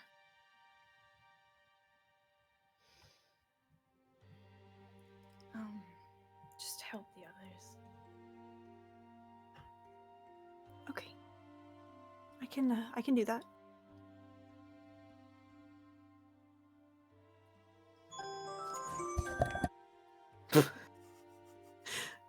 I think Birch kind of just looks at you for a long moment and then just sort of leans forward and pulls you into a very, very tight hug. And you feel like her take the shuddering breath. Yeah, I think Willow's like really fighting tears, but isn't doing a very good job. And just kind of Yeah. like runs their hands through the leaves. Yeah. After a moment, she'll kind of pull back and say, "Okay, okay, I'll handle it. Don't even worry about it. I'm gonna handle everything." So So good. Yeah, yeah, absolutely. Before Birch leaves, I think Ventress will pull them to the side and be like, I know Willow said not to pack anything, but there's a few things that I feel like they might want before we leave. Okay. And you obviously know, you know. yeah, I have a bowl in there in the apartment that I really like. okay. It's Yeah, very the green expensive. one. You know exactly what Okay, it is. yeah. That's why I love you. Yep. All right. Okay. And If you be think of safe. anything else, Mhm. just kind of like taps her locket. You know. I will let you know. Be safe, okay? You be safe, please. I mean, I'm just gonna go, talk to my mom. I don't know where you're going. But, I don't know where we're going either. Okay. It's gonna be fine. Okay. I love you.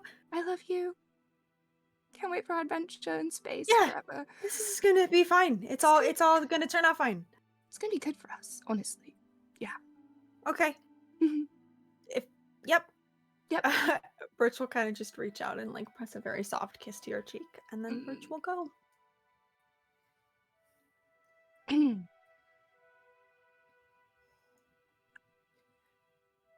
Ventress will turn back to the group and be like,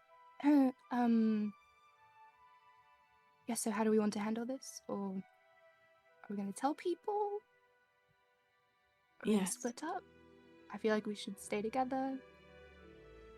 I think, yeah, staying together, unless people wanted to pack up some things just in case before we go. We never know when shit's gonna hit the fan. I think calling a meeting for the people would be good to warn them as well. I agree. You see from kind of the back of this room, Saren looks down at all of you, like arms crossed, and goes, I can help out in Tideward if you want, or I can come. I mean, I'm not a counselor, but also pretty fucking good with the trident, so just you tell me where you need me, and I'm there. If you could help the people. Yeah. I think they've been in the dark for a little too long. Okay. I'll do what I can. No, you'll do great. Thank you. Be careful out there. Don't get ganked by the shadow guy, because that would be kind of a downer for me personally. And I think Saren's eyes kind of like linger on you for a moment, Flint, like just a moment longer, and you see like him go to say something, and then instead they kind of okay, well, if anyone needs me, I will be in the ocean. I think What? Flint catches that and follows them.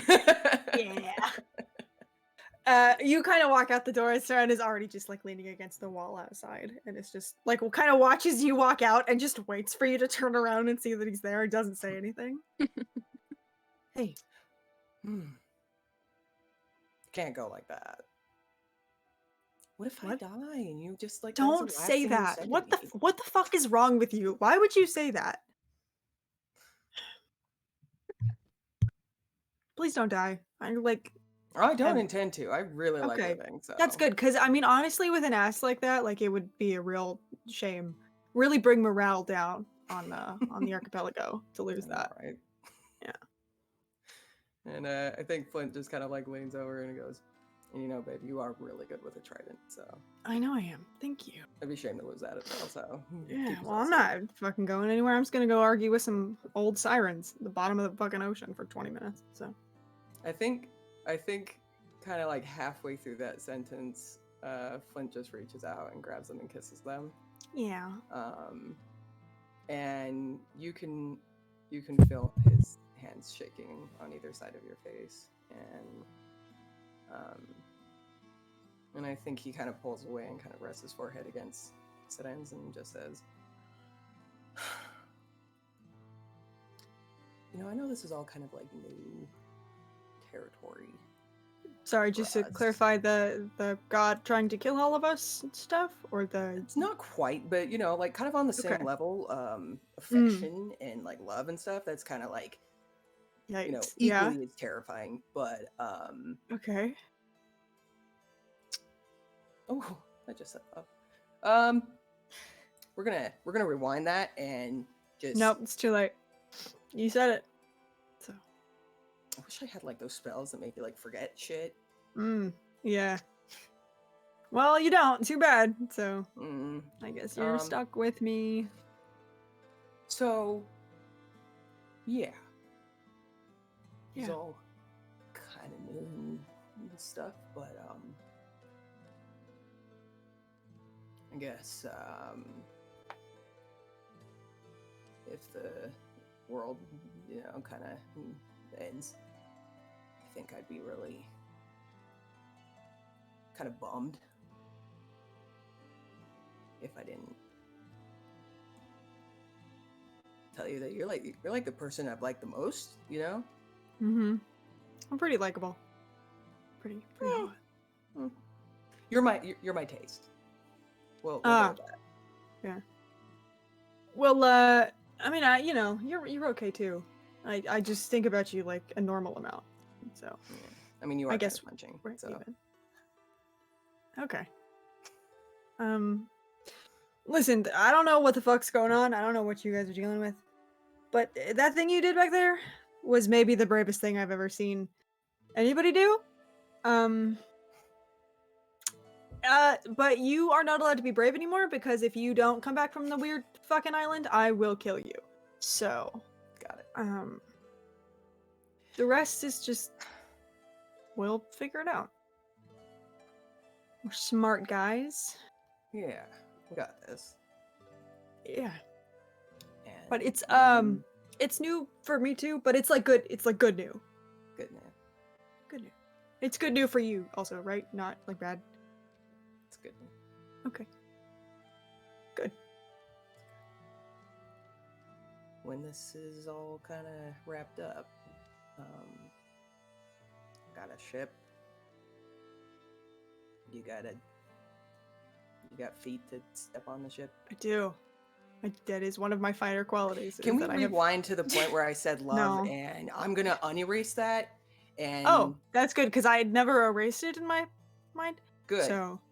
So it's. I'm gonna go. Okay. All right. Well, it just kind of like leans it and I think grabs you by the shirt front and just kind of kisses you before you can go. God, you're such a big kisser. Okay, I'm going in. It turns around and like walks inside before they can like. Sure. Doesn't really look back. Yeah. So and watches you go, and then we'll head off. God. Fucking. They need help. While this conversation's happening outside, I think Will will kind of excuse themselves and kind of like go and like clean up in the bathroom, and then I think for the first time catches like their reflection in the mirror.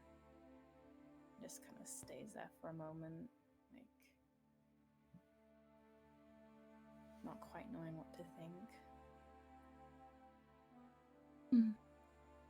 I think Pamali is like, when they went to the bathroom, Pamali went and like prepared tea for people, got Will's favorite tea and stuff, and like went to the door waiting for them. And once they're like taking a moment, she's like, oh my god, like, double flush if you need to. If you...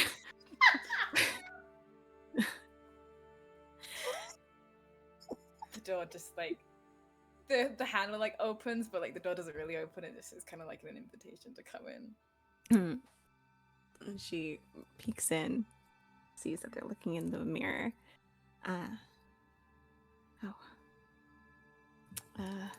She puts the tea on the counter and sits on the other side. Just kind of looks over them. Yeah, of course. She reaches a I'm having hand a out. really hard time looking you in the eye. Yeah. She reaches a hand out and like grazes over And she reaches like down and goes and turns their chin towards her.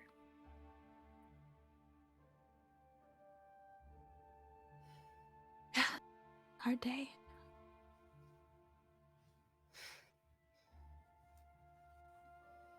Willow, it's not your fault what happened. You're blaming yourself.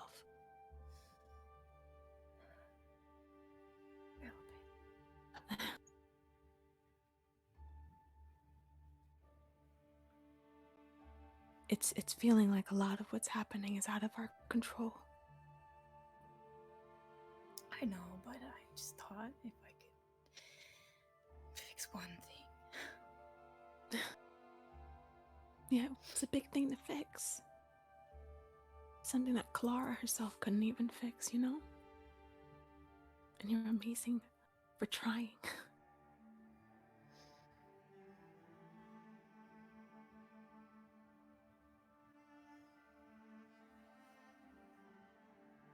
Well, I can't take losing you. That was really fucking scary. And I tried to hold it down. That was absolutely terrifying. Don't do that shit again. I think immediately like hands go like around you and just kind of like hold you against them for a minute. And when you hold her for a minute, she like kind of like shimmies after a second. She's like, no, I'm comforting you. You come here. And she like comes and like a little bit of a wrestle. Yeah. Yeah. Just hold each other tight. I'm sorry. No. There's nothing for you to be sorry for. We're trying our best with what we got, you know?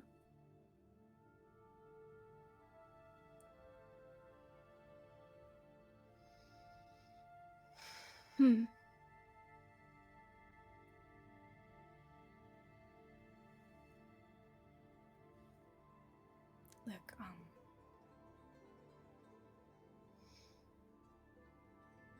I don't know what's gonna happen today or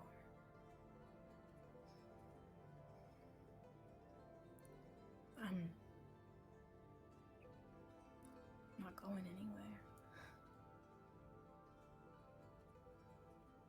What do you mean? Anywhere in like to the Divine Land? Because I don't want to. I low-key am kind of scared to go to the Divine Land. I think that's out of our hands. Yeah.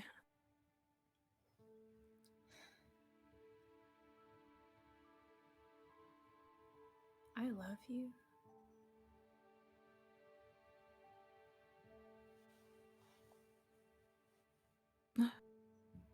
That's good. I love you too. You so much.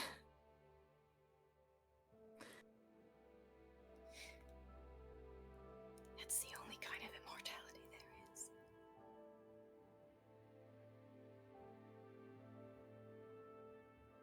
And this is why I love you. See, this is why I love you. You say things like that. How do I not melt? God.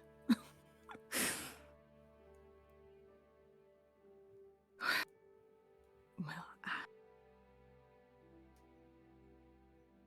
I just feel like I've wasted so much time secretly loving you.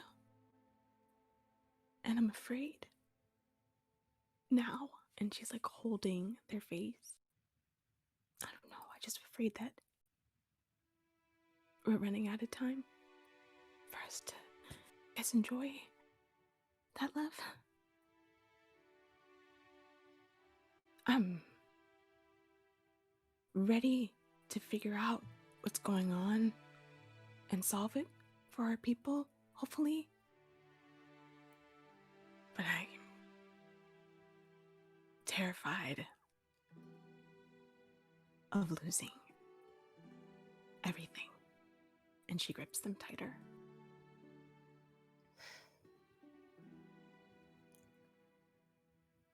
I don't regret I know it might feel like we wasted time, but how can any of that be wasted? My best friend.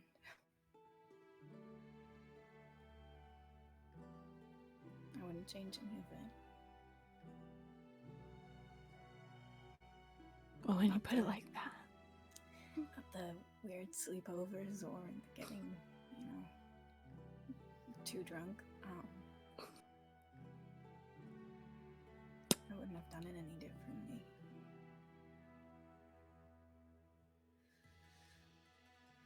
Mhm. Okay. Interesting journey, huh?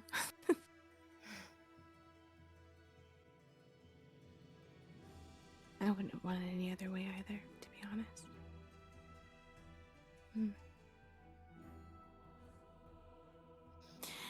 What is it like as well? We're so sad.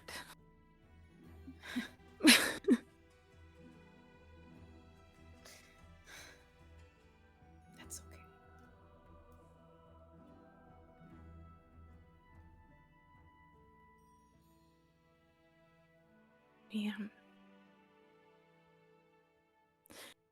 Do you think if you're up for it, if not, then I can sit you down on the couch, feed you snacks as I pack, whatnot, whatever you need.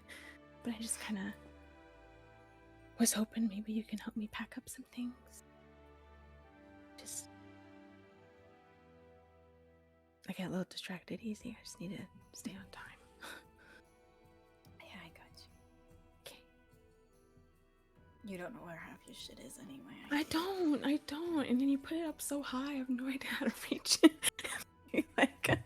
She steps down from the counter, and I think the adrenaline's kind of settling a little bit.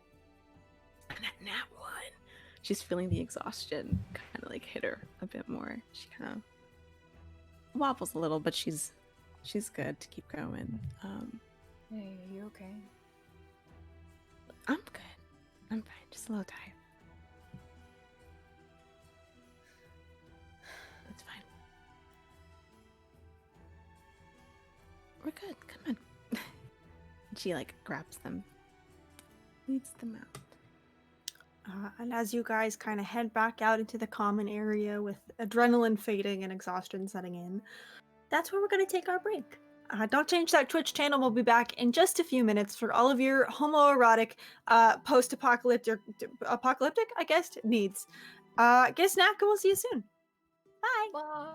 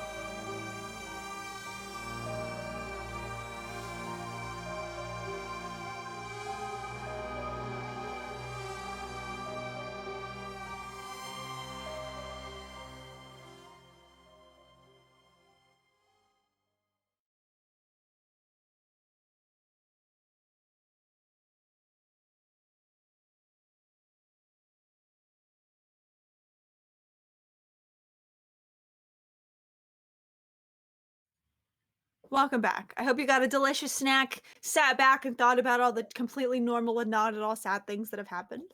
And we'll pick back up right where we left off with Willow and Pamali walking back into the main room. What have the rest of you guys been doing while they were having this conversation? I think Ventress definitely poured a shot of something alcoholic into her tea, and then goes to sit by Flint and kind of furrows her brow and is like, "You're not from here, are you, Flint? You're not from Tadellen, right? What gave that away? Just curious. So you've left home before?" I think Flint twigs what's going on immediately and just kind of, yeah. Yeah. And it turned out better for you in the end? I'd say so. Can I ask? Oh, go ahead. Oh, you go. Why you left?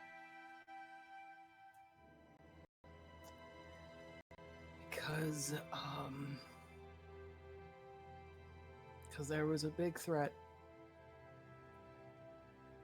and I didn't want to stick around to find out if it would win.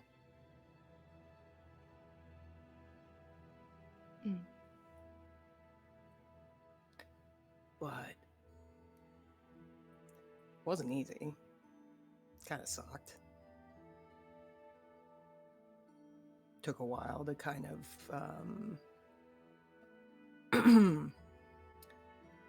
find homeostasis again. But once I did, it was better. You ever miss it?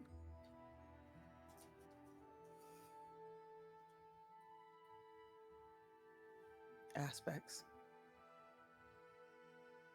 But not everything.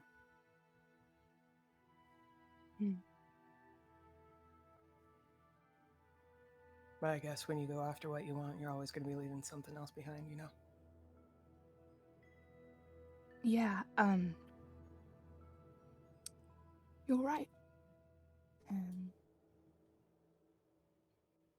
I just want to be better after this. You know. Turned out well for you. So, maybe we all have a chance.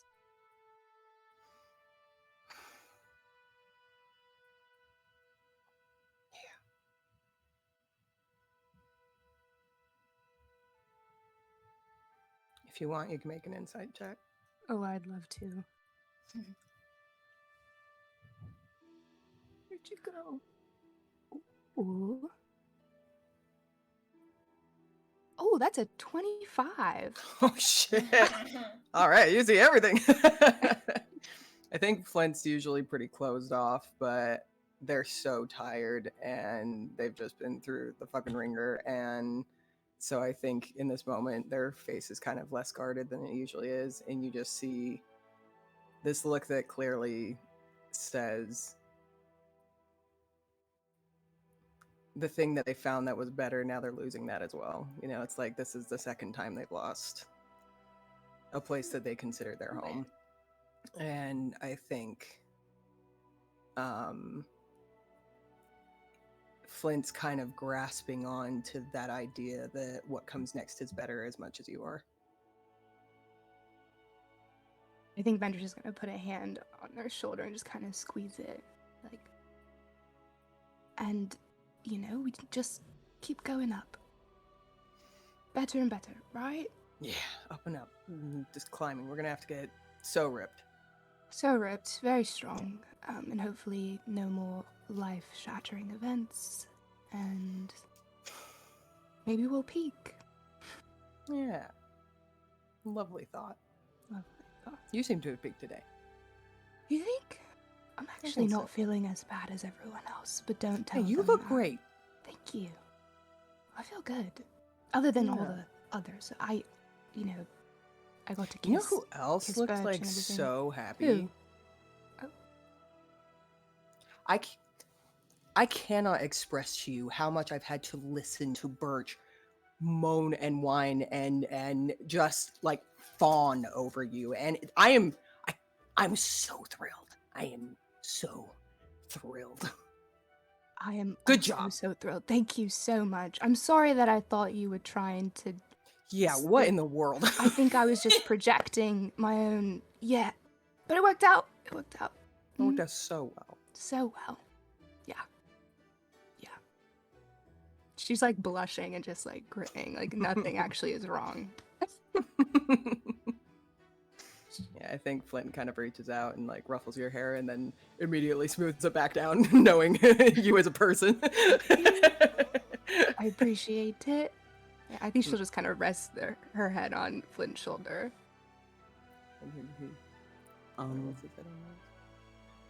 I think like as soon as we got in here, Corin started rummaging around Pamali's kitchen to cook a snack or something, since that's what he likes to do when he's stressed for everybody.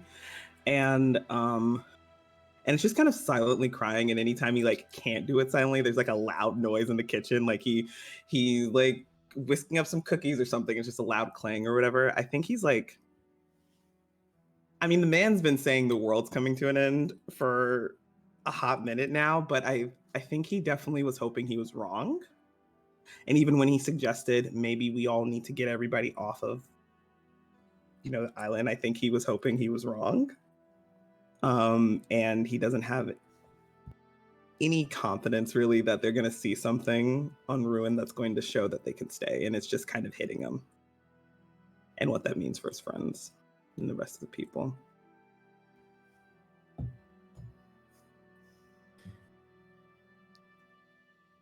I think you go. I was waiting to see if you were gonna go. I was. Yeah, so I think she kind of leads out the bathroom with Willow and sees like Corin in the kitchen like making food. I gets excited. It's like, oh, snacks. And kind of leads over there. And like sits them down, kind of like wraps another blanket around them to make sure they're all good. Willow and will walks head over. into your bedroom and make a start for you. That's great. Thank you. And she like goes over to Corin, like, oh, what you making?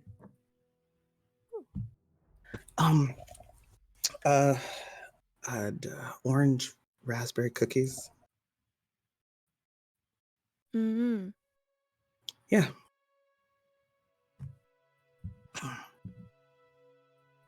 Corin.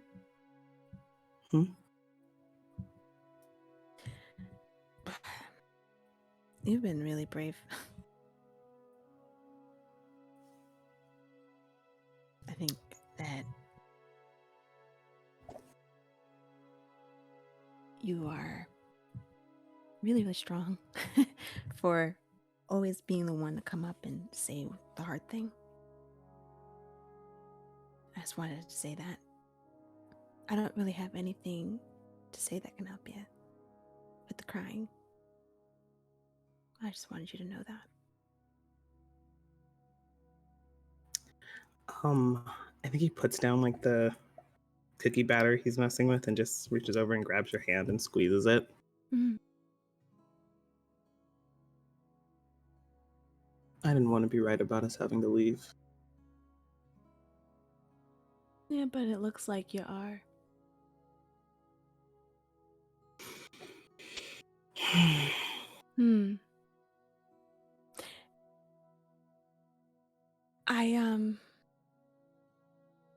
I'm packing up some things.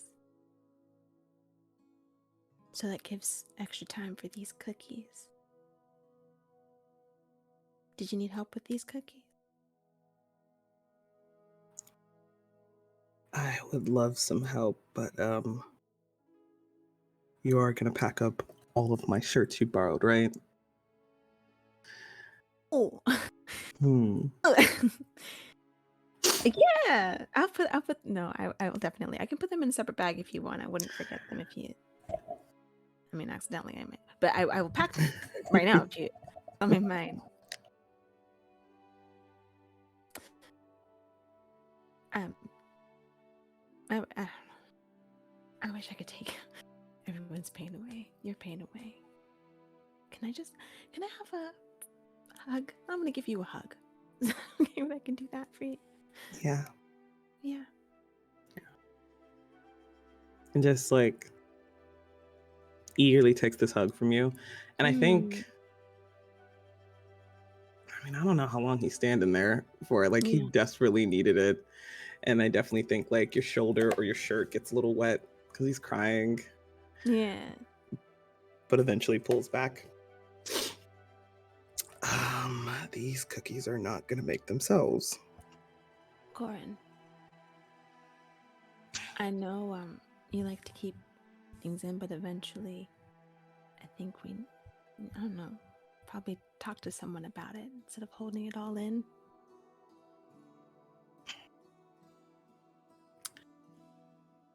Yeah, after we save everybody and we stop everything from happening and nobody has to go anywhere, I'll definitely get right on that.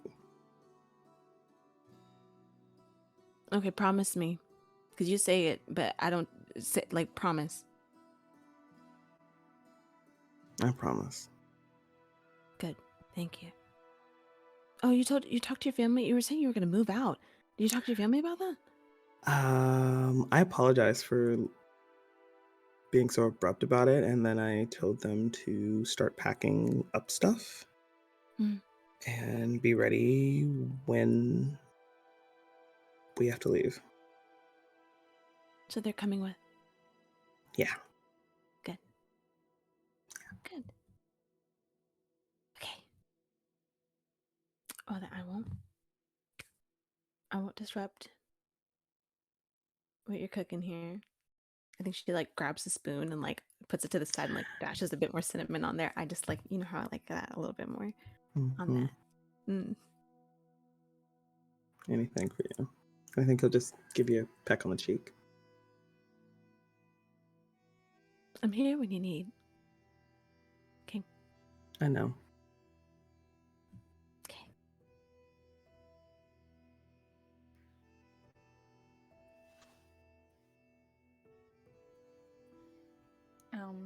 When you go back into your room, Molly, Willow is passed out on your bed. Just in like a pile of your clothes. Yeah. Like started pulling things out for you, immediately passed out. Yeah. She just like, she goes ahead and like covers them and sees like the pile. I think she just starts like sorting on top of them and like around them of like different, like this belongs to Mom, this belongs to Corin, this is Willow's clothes is like on a pile on their chest. And it's just doing that. Don't wake up. She gives a little kiss on their forehead. All right. So are we taking a short rest, a long rest? A rest? Question mark? Yes. Very short one. Short one. And in this rest, can we just tell the attendants, like, yes, let the people know that we need to pack up? Absolutely, you can do so. So the main attendant who you are able to kind of help coordinate this is someone named Colleen. You have kind of worked with Colleen before. You know that she's a very capable local leader, and she says that she will start organizing everybody and get everything going.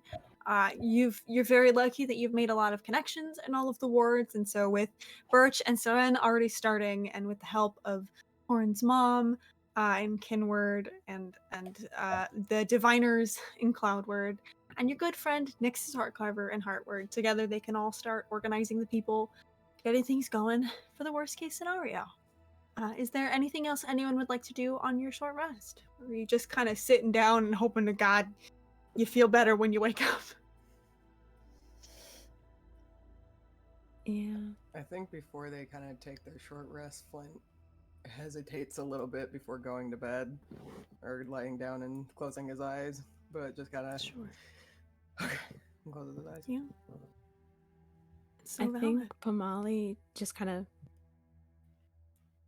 as she's packing and like being very selective of what she can bring and whatnot, it's just kind of like committing her place to memory, you know, just brushing over things.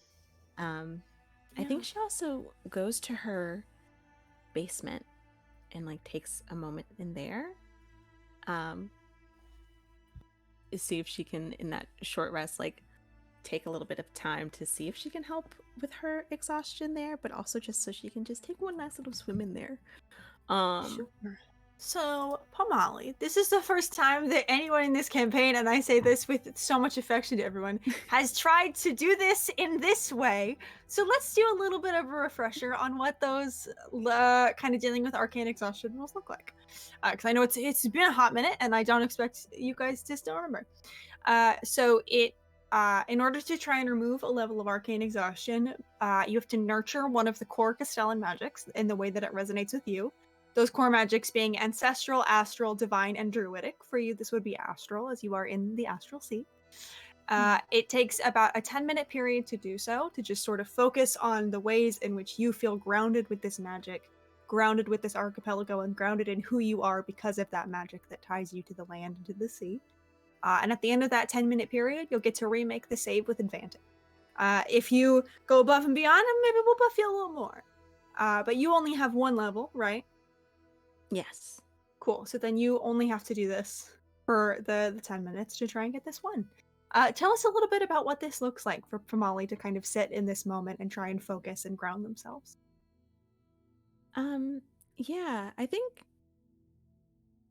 just kind of, she's been, cleaning up everything, and she had been like, because she was going to talk to the people, she was dressed up in what I think is probably what the art looks like, right? The like I think it's like a beaded instead of like leather, like warrior garb. And her hair was kind of wrapped up because it was whipping a lot, but she goes down there, and it's a cave, and the walls are all wet. Everything is very very damp, but it's very beautiful. You go down there, and it's words. What is, it's escaping me. I'll just say pool because that's the only word that's coming to my mind. It's an underwater pool, and it's very beautiful. It's like bioluminescent in some places, and yeah, it's her little oasis, her little place that she has. Yeah. Are you swimming in it? Are you floating in it? Are you just putting your feet in?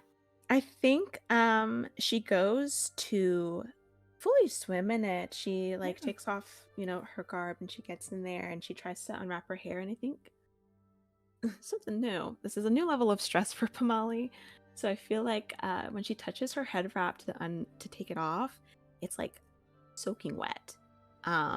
Which is just something that's like not like, her hair whips even when it's dry, but like I feel like now it's just like seeping water just from the stress. Something very new to her. So she just kind of takes that off. It's like, I'm not gonna think about that right now.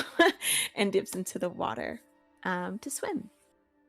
Yeah, you hop into the water, and instantly this feeling that is honestly more familiar to you most days than walking on land kind of fills you. That warmth, that comfort of being so in your element, both literally and figuratively. And you can kind of just feel the breaths come easier and the tension come off your shoulders. And you spend these 10 minutes in the sea feeling at peace for the first time in days. And as you're kind of here, after a moment, you see a bubble rise to the surface and break. And then another bubble, and a couple more bubbles. And then breaking in the surface is a little heart spirit sitting on a goldfish. And he's just kind of looking up at you again with that like face made of flame and no clear features. And it just is sort of looking at you. And then it lifts its little hand out of the water, and it just reaches out and it touches your arm and kind of pats it, and you feel this like swirling warmth in your arm as this heart spirit is here to help you. So go ahead and make me another Constitution saving throw with advantage and add a d6. Ooh.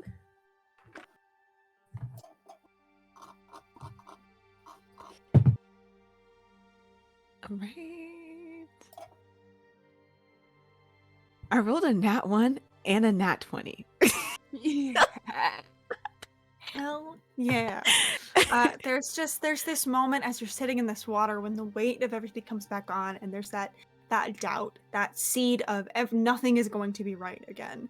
And then you just kind of take a breath and you feel that warmth swirl around you and that confidence of knowing the sea better than maybe anything else in the world.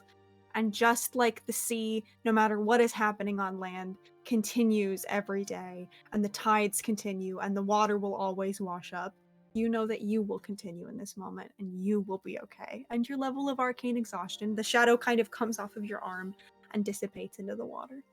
Oh. You are no longer exhausted. The heart spirit just kind of stays and is hanging out on this big Oh. fish. Yeah. Just kind of she's swimming like, in little circles. hello, friend. Oh, Looks up at you, kind of. hi. I think she like playfully like splashes it. So its head is made of this like not real fire, but kind of arcane fire. You splash it, and like the top of the flames kind of like smooths back for a second, and it looks at Ooh. you, and then it gives its head a shake, and it just pops right back up again. Oh, cute. Sorry, probably water's not the best thing for you. I think she like tries to grab it and put it onto the steps instead. You could kind of scoop it up like a little toddler and put it on the step. This giant fish that it was riding on kind of like swims around your legs for a few seconds and then will disappear off. And the heart spirit will just kind of sit here, kicking its little feet in the water for as long as you would like to swim down here. Yeah. Yeah, she just hangs out. And they sit and they kick feet together. Good for you. Yeah. Is there anything else anyone would like to do during this short rest? Okay. Oh, VJ, it looks like you were going to say something. Are you sure? Okay.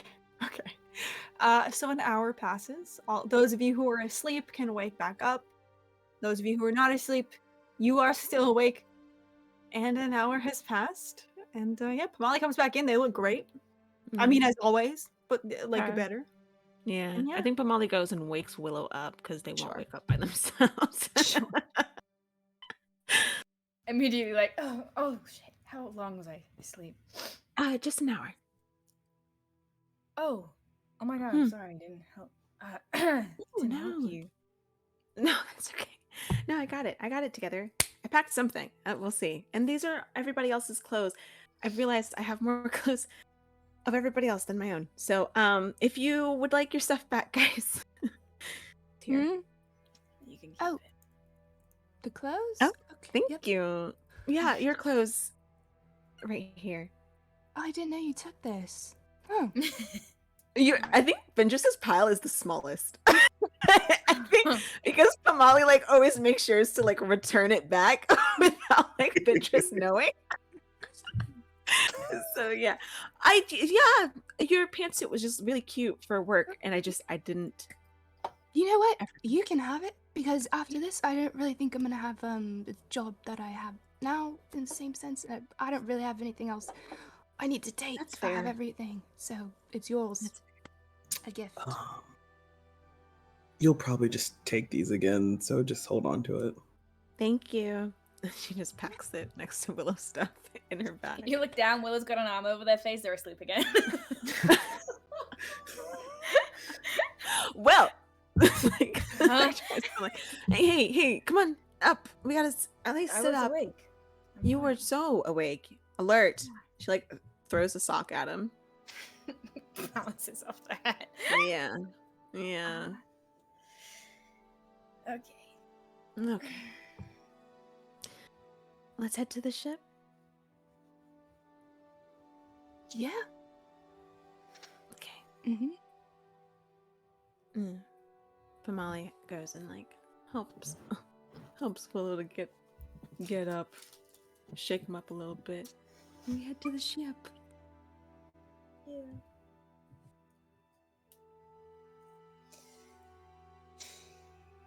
Okay, so you're heading to the ship. I'm assuming the Starfarers ship? Question mark. Yeah, we're I'd imagine, stealing yeah. Flint's ship again. Cool. I love that for you. We'll kind of, if it's okay with everybody, fast forward through this conversation with Kisis. You can absolutely show up. You can see as you get to the Tideward docks, there are now more ships kind of docked here. You kind of remember Zirian talking about how they had been building some ships on Altrin's Divineland. There aren't a ton here, but you get the sense they are very slowly kind of starting to bring some over just in case. But you can see the large dragon that makes up the Starfarer ship. And after talking with Kisis, They are in the process of loading everything up to also go just in case, but they have like a smaller little, not quite a dinghy, like it's an actual ship, but it's a little guy that you guys can absolutely take. Flint, you've probably sailed this ship before. I'm not going to make you do the captain bonding thing. We'll just say you are already friends with this little guy. And yeah, you Flint's got over there with keys, just like, Mom, let me borrow the keys. I can't. I gotta go. Amazing. Is there anything anyone wants to do before you set off? Okay. You can get in this little boat. It's a little bit of a tight squeeze for the 5 of you, but it's doable. There's like maybe 2 rooms here and a kind of small deck, but you could probably fit a couple people on there. So there's definitely a little bit of like, let me just until you can kind of all find your little spots on the ship. The Divine Land of Ruin is about 3 hours away from the central island of Tithalin.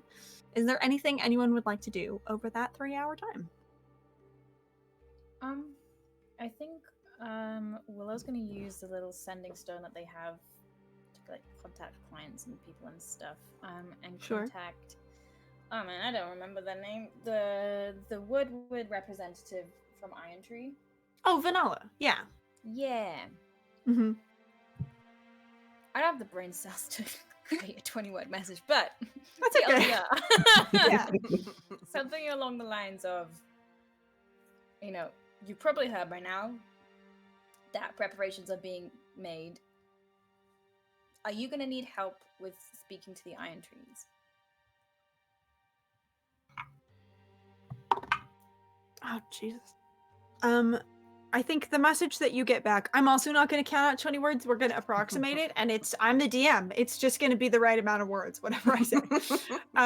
You kind of get back something along the lines of like, yes, I've heard the gods passed along a message. In truth, the Magisters have known for a little bit longer that this was a possibility. I'm, as we speak, arguing with another member of the Iron Trees.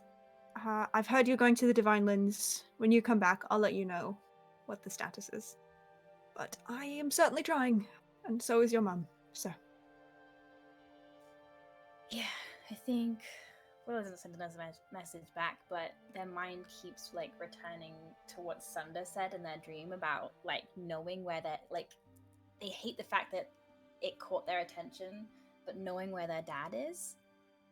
And their dad was an Iron Tree, and I think Willow's going to spend some time just meditating and kind of like tapping into that ancestral part of themselves, that like much deeper Castellan magic that they don't really share with their mother and sister, and trying to use that to kind of soothe over the psychic damage that has been taken and the kind of mental wear and tear that they've been through.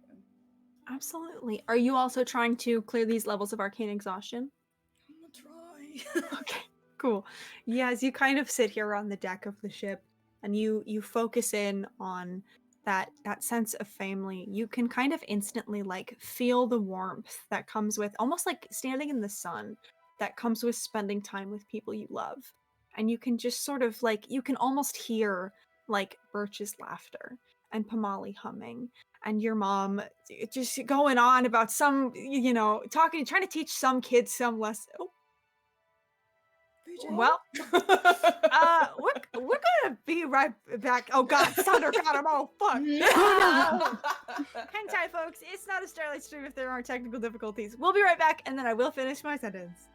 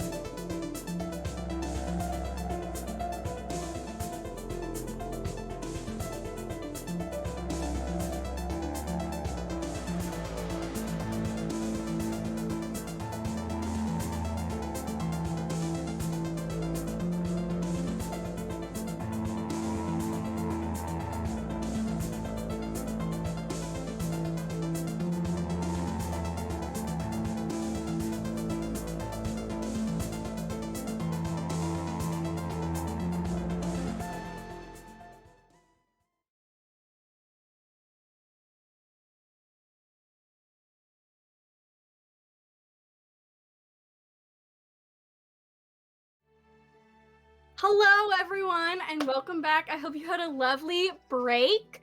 Sorry it was a little impromptu. You know, stuff happens, but we're glad to be back. Luckily, we have someone here to fix it. Hi. Yeah, don't worry, guys. Streamer Simone here. I fixed the wires. I plugged it back in. Yeah. Put it back in again. Untangle some stuff. Just turn it off and on again. Yeah, Exactly, that's it. yeah. That's all you You need to fixed do. VJ's computer? Thank Yes, you I so did. much. All the way in California. All Appreciate the way that so here. much. I'm that good, guys. Mhm. Hey, all right, okay, I got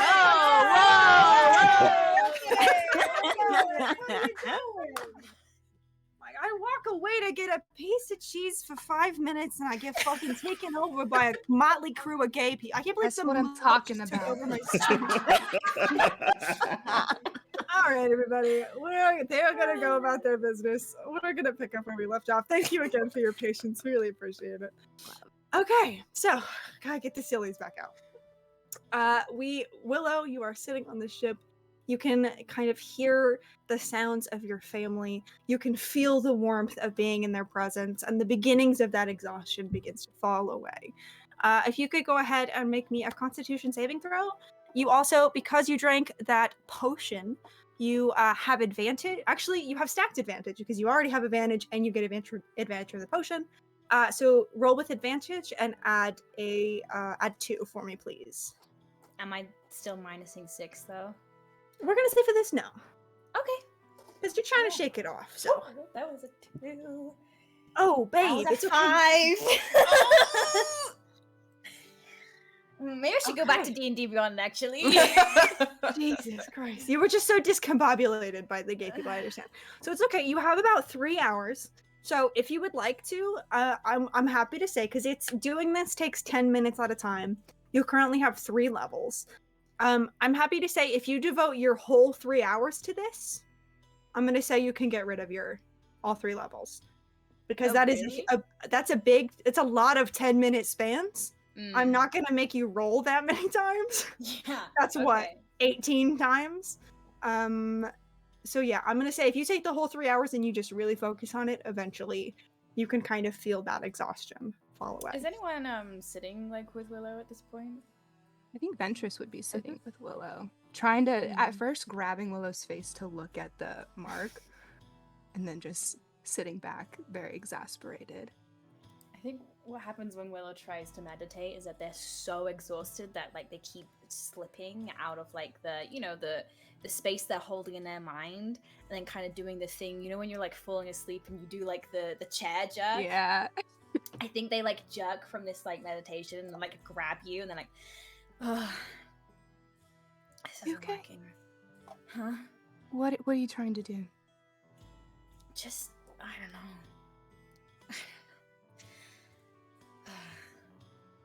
You can relax. You want to hold my hand? I am holding it. It's true. Yeah. I think she'll squeeze it tighter.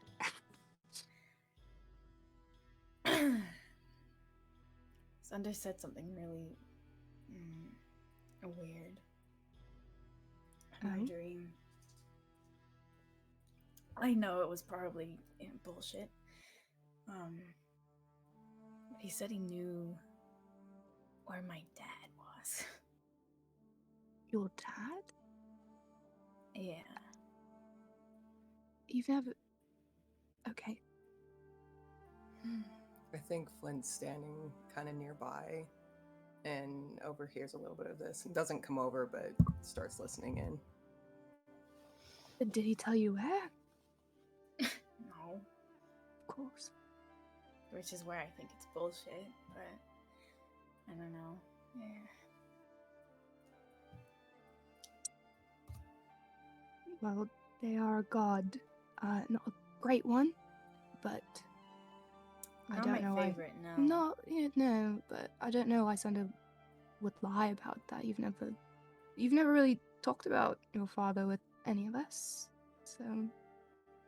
I mean, there's not much to say. Like, I know he was Iron Tree. I know my mom left to Thatlin and wanted him to go with her, and he couldn't or didn't want to, or I don't. Yeah. And she kept trying to contact him, and he never wrote back. And then, 50 years later, when we all came back here, he disappeared, and none of them would tell us where. And that's kind of where all the fighting started.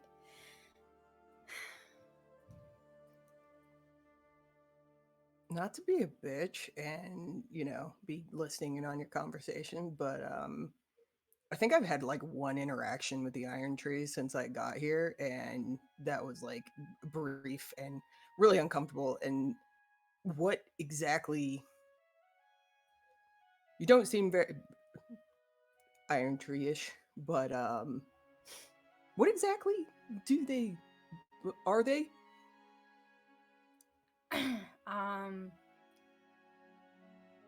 They are as old as Tethelin itself, they were the first protectors of the forest. And they're really stuck in the ways. I mean, they've gotten better recently, but just old and magical. And your father just up and disappeared from a job like that? Yeah, I guess. I think Ventress looks at Flint and goes, I hate fathers. It's never been a good one. Yeah. I think Willow squints at that and then looks over to Flint as a memory kind of resurfaces. Sunda said something to you too. About dads? No, just kind of looks at Ventress and is like, fuck it. Why did he call you Your Highness? Was that Your Highness? Flint! Azurian thing? I don't know.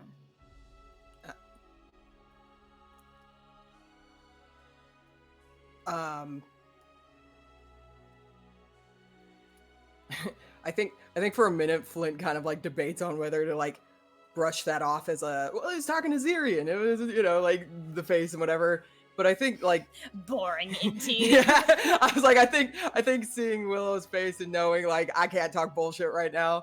And also the world's ending. Fuck it. I think Flint just kind of looks at Willow and just goes my dad is King of Everglen? Here. Speak up. My dad, Daddy-O, is Ambrose. Ambrose. You guys probably wouldn't know him. He's no guy. Make a history check. Oh. You're in the political sphere. Ambrose is a political figure. That's true. What's my history? I'm rolling -6 still. I'm not gonna. That you are, yeah. I'll say you could have 1 gone by now. We'll see. You can subtract 4. Oh yeah, okay. Fine. Yeah, it's probably 8 well. + 1 - 4. Jesus Christ, Jesse. Jess, you should go to Die Hard Dice and use the code Starlight. These were made by my good friend who works at Die Hard Dice, and it usually rolls really well, but I guess not. But for the sake of exhaustion. I got an 18 + 6, which is in the 20s. I cannot think of the number. That's okay. Anybody else rolling? So valid.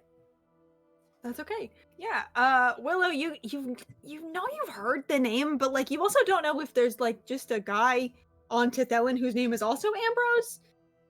But you definitely know the name. I think we're looking at you and this splitting headache kind of comes back and they just kind of start rubbing their temples and not really listening to you anymore. Ventress, you do actually know King Ambrose of the Oaks, who is the king of Everglen and has been for some time. You know exactly, and I mean, I don't have to tell you who this man is because I know you, Grace, know who this man is. But he's I know been this king of man. Everglen, king of the Fae for quite a while. You know, Everglen doesn't do a lot of business with the archipelago, just because they're pretty self-righteous. But yeah, Your father, is that Ambrose? That Ambrose. Oh, wow. I've heard so many things about that guy, none of them exceptionally great. Yeah. Wow. Oh, so you're like a prince. What? Ooh, yeah. Oh. Are you really? Are you I'm Yeah. fascinated by this. I think if we're talking like technically, then spiritually no. Spiritually, I understand. Hey, everyone get in here right now. Okay. Just like a little bit All of right. a whistle. Flint looks at you with like the utmost betrayal. Just like, all right, fucker. I feel like Pomali and Corin, you know the hand slap game where they're like, I feel like they were playing that. They're like, I think Pomali was probably losing and just like slaps your hands away. It's like, all right, I'm coming, and like comes over. We're gonna get a rematch.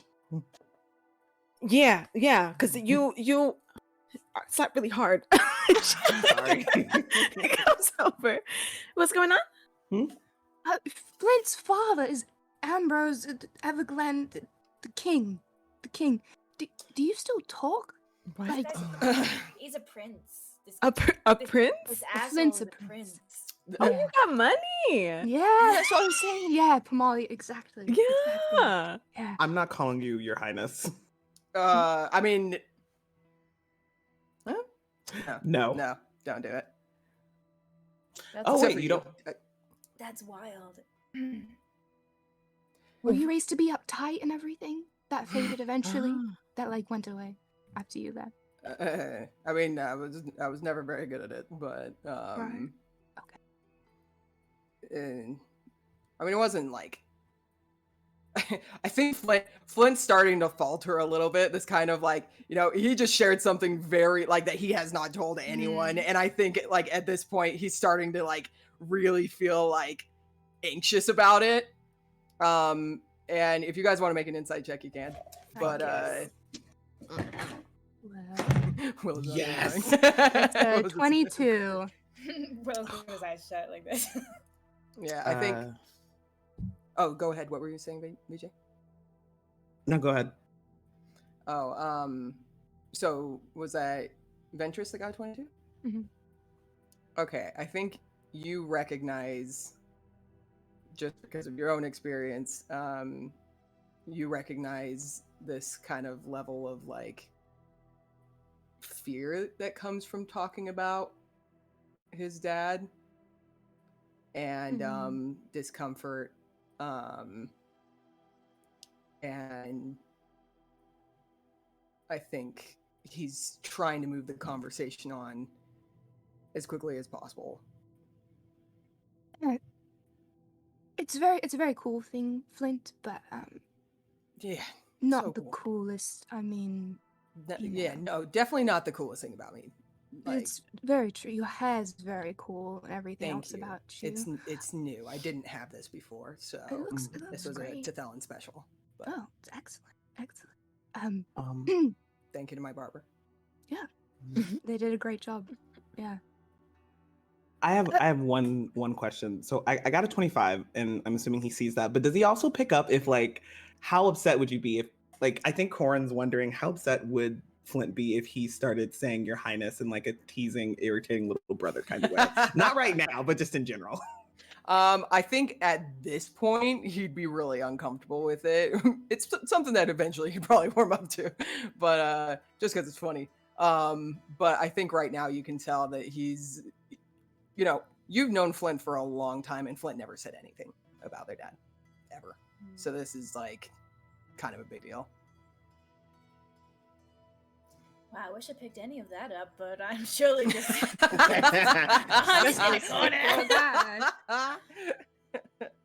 Yeah, Famali's with them, right there, with a 5, so. What? Come on. Just the two of us. Most insightful babe. You've confessed your love, and you still aren't better at insight. I was hoping that would like have some correlation there, but Mm. Willow No. like reaches a hand out to Pomali and kind of like drags you to like sit down next to him, Yeah. and she just like puts your like hands against his head. Yeah. Oh. She starts like massaging into their scalp a little bit. Yeah. Yeah. You been meditating well? Mm-mm. Okay. Try not to distract you. It's hard to clear your head when it feels like there's like an icy knife going through it. That'll do it. Yeah. I don't. Are you all healed up? Was there any other healing? Do you need another potion? No, I don't think this is.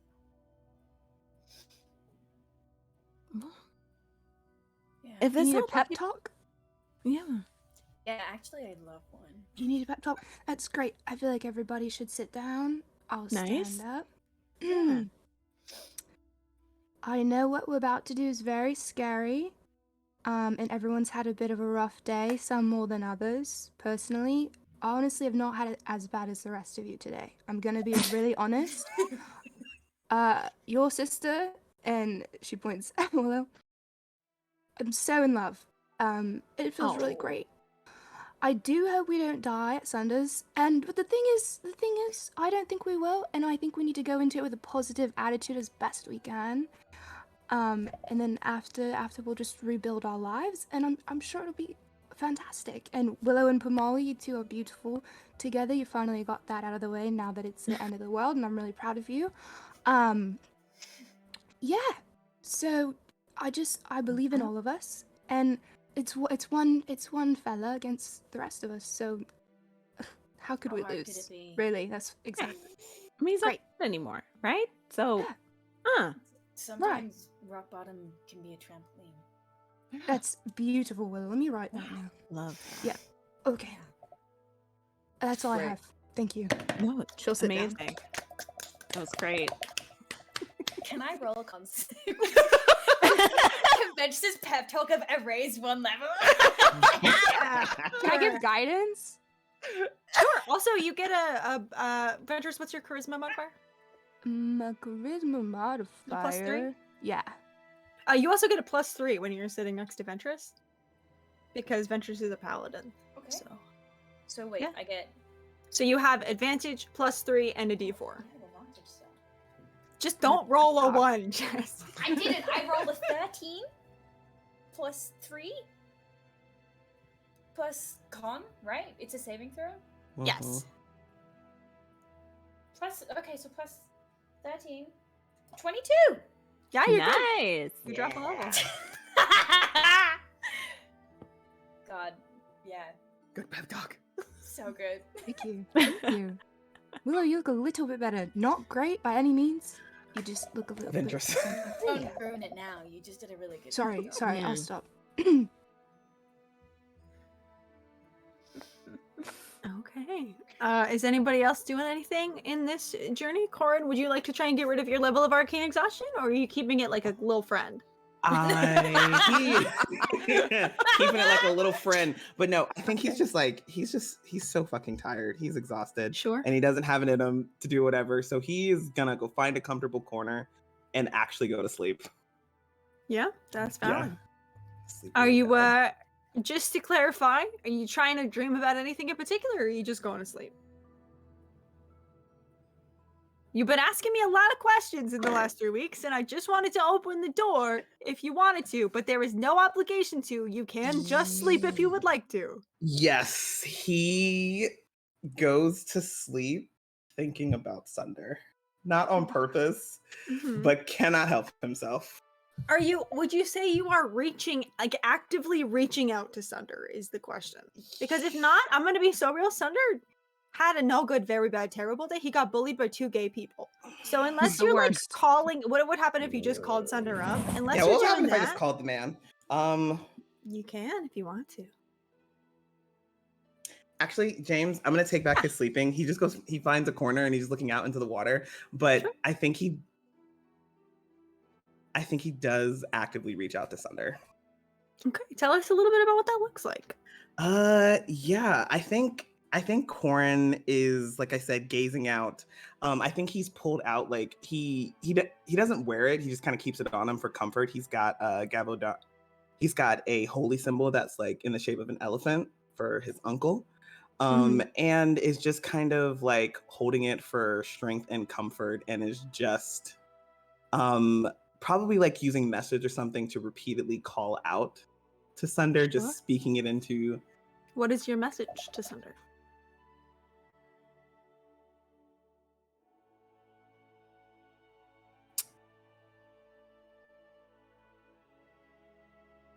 You asked me to find the truth, to figure out what was done to you. And all I learned in the past few days is that you are a man who stole a boy's mother's name from him. Oh, fuck. You say this, and you're kind of, you're sitting out on the edge of this ship, and you're staring out at Tethelin, which is very slowly fading into the distance on the horizon line. And you are sending out this message, and kind of like watching the waves churn behind your boat. You don't realize when you slip into a trance. It's just like you blink, and you're still on the boat, but then there is someone sitting beside you. And it's a man you haven't seen before, which we know to be Sunder. But when Sunder spoke to you, he was a shadowed, silhouetted figure. Next to you is a man in humble clothes, hair kind of like pulled back a little bit into this long ponytail, propped up on his palms next to you with bare feet dragging into the ocean. And he too is watching Tethelin fade into the distance. And he just says, "It wasn't my intention. This is very happy music. It wasn't a rational thought, Corin. I was falling. I was bleeding. I was losing everything. And I lashed out. All I could think in that moment was that my son stood next to my enemies and watched me fall. And I know that he did what he thought was right. It doesn't change how I felt in the moment." And then you see his head kind of like falls a little bit, and you feel his eyes on you. And they are a lot kinder and softer than you would expect from this person. And he looks at you and he says, "What do you want, Corin?" I assume it's just not the pleasure of my company.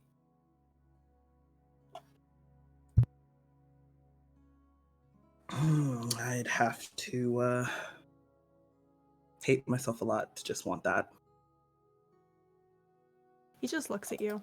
There's just a profound sadness in his face when he looks at you. Sunder, when everyone else has seen him, sort of has this like perpetually like mid-30s kind of look about him. And in this moment, you can almost see his age. See the way that it weighs on him. I think from my words you can tell him I haven't called you to make a deal, but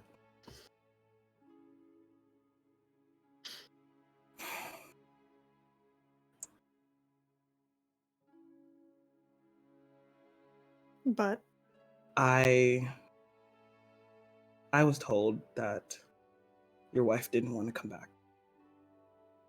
And as insightful as I am immortal, you were a god, and yet I could sense the truth in that response, and I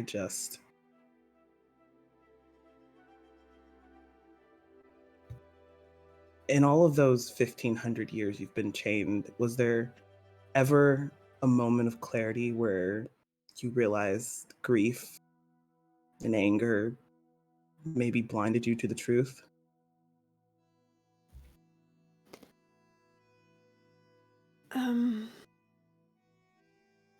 I think grief and anger have blinded me to a lot of things in my life. As the former god of justice, truth is not one of them.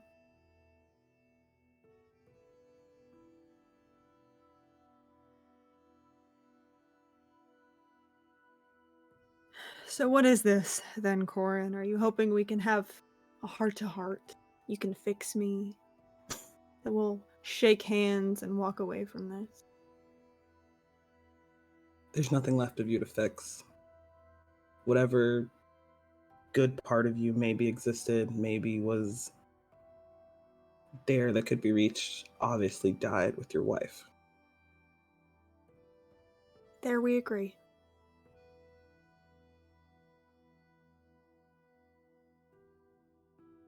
I just needed to know.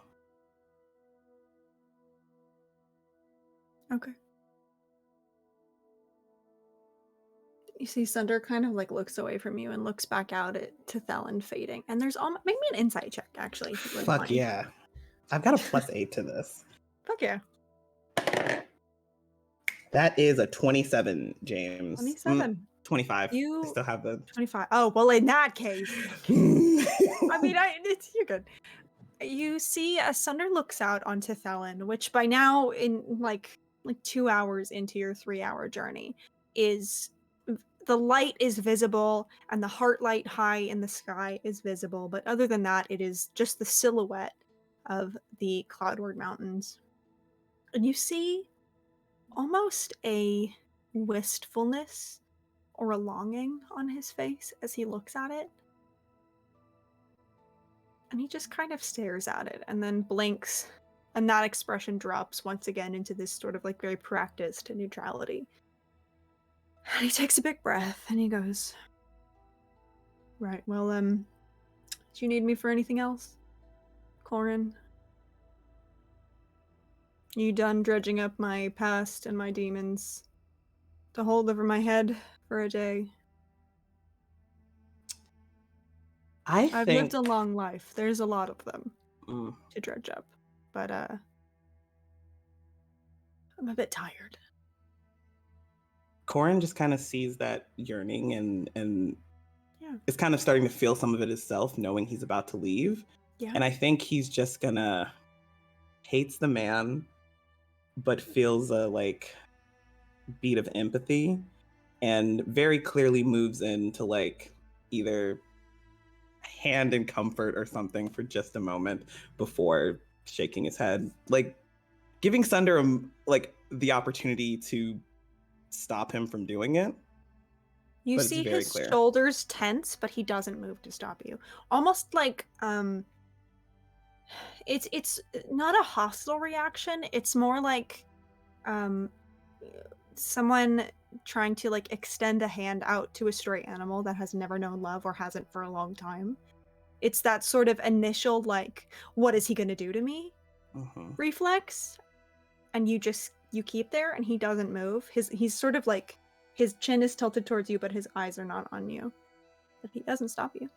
Yeah, just places a comforting hand on his shoulder and says, "We're gonna be yearning for the same thing pretty soon." You place your hand on his shoulder, and it's, for a god of trickery and war and deceit, his skin is surprisingly warm and soft. And in this moment, it's almost like you can feel the, not mortal, but the something akin to mortal that the god now known as Sunder once was. And he just kind of nods a little. I think that might be true, Corin. And then It's not an easy thing to lose your home.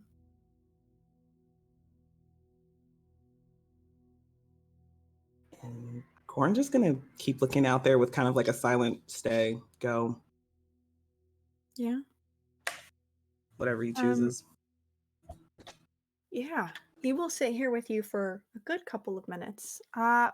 Willow, would you please make me a perception check with advantage?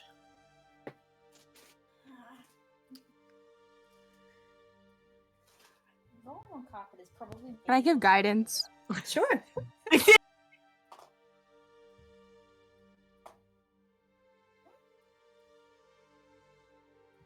Oh, what does guidance do? D4. D4.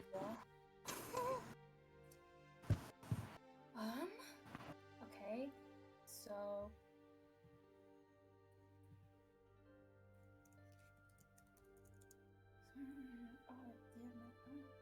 No, I don't have D4. Yes, I do. Cool. It says slutty 20. Slutty dirty nasty 20. You are sitting here still kind of trying to shake off the last of this arcane exhaustion. You're kind of in the middle of it. You're sitting here and almost like that part of you that is still weighed down by the arcane exhaustion. Almost as if it were like a rope around your arm. You feel the line connecting it to the other side go taut towards the back of the ship. Doesn't hurt, but it's almost like it's trying to pull you in a direction. I think Willow's eyes immediately flash open, and there's a very dark look in them. And he looks up at the people around him and realizes that Corin is missing. Where's Corin? Don't know. I assume to go lay down. Just Look at the water, I staggers to think. their feet. He's still fairly unsteady on his feet, but just stumbles out of the room. And Pamali goes to help them walk. Right. Yeah. It's not a big ship. I would say within kind of just like stepping out, you don't see him at the front of the ship, but that rope is pulling you towards the back, and so you kind of round and you see Orin sitting on the back of the ship, back to you. Yeah, I think it takes the Willow 3 strides to reach them, and the deck of the ship splinters as Willow's staff erupts out of the wood, and they catch it in one hand, and they just crouch down in front of Corin to look at their eyes. Yeah, you kind of crane around to look at Corin, and you see, when you've seen people in a trance before, the smoke is sort of pouring out of their eyes. You look at Corin, and their eyes are clouded over in black, but it's almost starry. It's almost like a midnight sky. And they don't seem to be there. Corin, you don't hear Willow approach, but in the sort of time that it takes for Willow to cross the ship, Sunder, you see, kind of looks over his shoulder and looks back at you and leans in and goes, I think that's my cue. But, good luck, Corin. You're gonna need it. And just sort of where your hand was, ghosts his hand over it, just kind of squeezes your arm, and then will not angrily, but firmly kind of remove your hand, and you see he stands up and he dives into the water.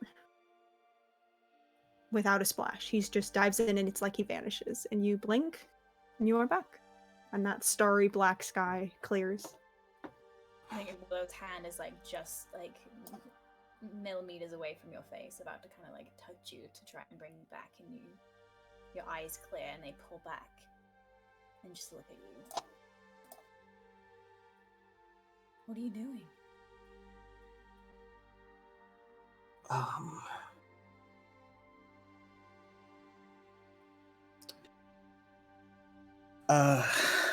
Just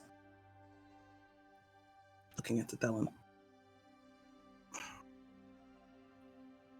I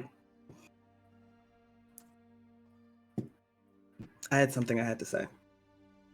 And I'm fine. I promise. Inside check. Yeah, go ahead.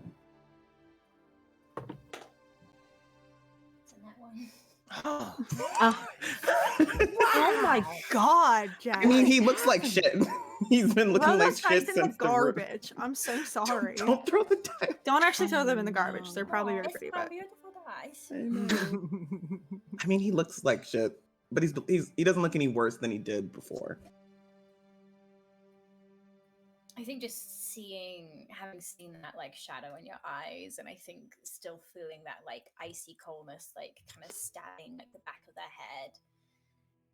They just can't. They don't have the energy to try and parcel out any kind of lie or mistruth in your words, and just resignedly like straighten up and go, well, hope you got what you wanted. I did.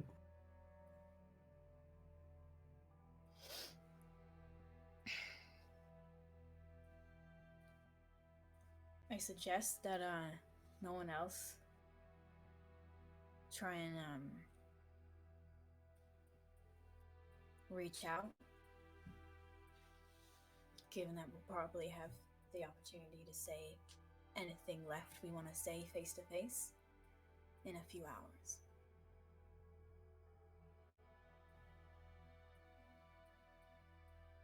That sound good?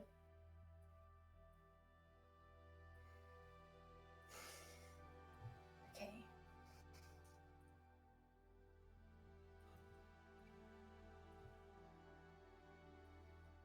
Okay.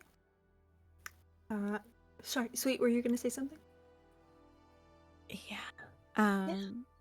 I think near the end of the trip, I think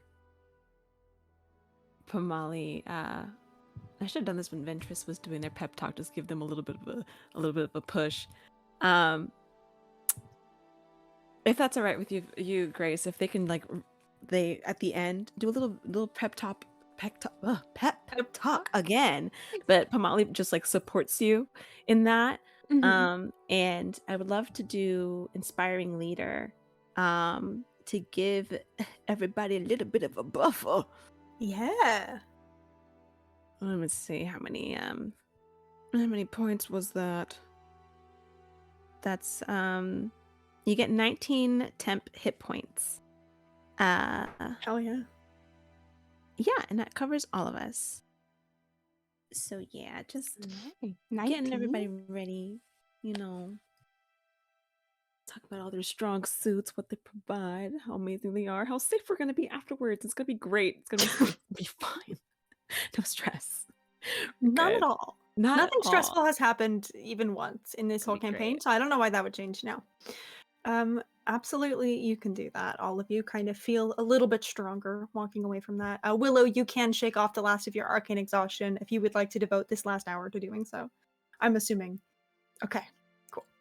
Amazing. So you guys in this ship have been sailing for about 2 hours now, past the rocky seas of Cliffside and into this long stretch of darkening water, where the only thing that's visible on the horizon is the long, silvery blue seam in the bubble that surrounds the archipelago. It stretches up so high that if you look at it, you have to tilt your head all the way back to take in the full scope. You're used to it, but even still sailing what feels like directly at it, you can't help but let your eyes kind of trail up at this last scar of the rift that chained sunder once and for all. The longer you sail, the darker everything around you becomes. The sea, the sky, the air around you, and it becomes so cold that you can see your breath when you breathe out. As you grow closer and closer to this scar on the horizon, the water around you begins to tinge slightly with tones of muted blue and silver, a sign that you're close enough for the bits of astral that burst through that seam every so often that it hasn't yet had time to dilute in the water the way it does when it washes up in tideward. The astral seawater rolls into the rough seas around you. The ship rocks every few seconds. And the way that the light and the shadow play together in the sea gives each of you this feeling like every time in your peripheral vision you just look and you've just missed something in the water. Whether it's a silhouette of a figure, whether it's a wayward shark fin, you always feel like you're just a second too late. But whether it truly is that or just light and darkness playing tricks on you, you don't know. You get closer and closer to this, and you get so close to it that there's almost a moment where each of you are like, Are we gonna get washed out in the astral? This is the closest you've ever been to this. Nobody has any reason anymore to come out here, as the rift permanently pushed the rest of the Divine Lands forward. And so you are out into this part of the water where nobody goes, where nobody is allowed to go. And it almost feels like you're in another world by the time an island comes into view. Lit just vaguely in this astral sea water and this bits of starlight. You see in the distance peaks of huge towers and of buildings and structures. Every now and then you'll catch the hull of a ship, or a forgotten flag, or a structure that has long since crumbled to time. And as you get closer to that city, that Divine Land, once known as prosperity, once home to the majority of the Castellan people, now ruin, lives up to its name.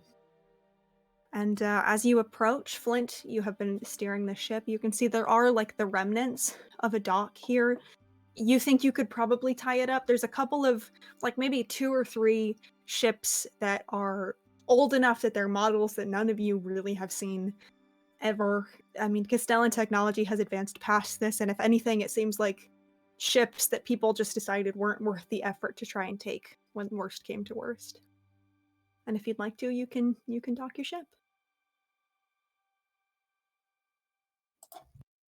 Yeah, I think Flint pulls closer and takes kind of a deep breath and looks back at the others and just goes,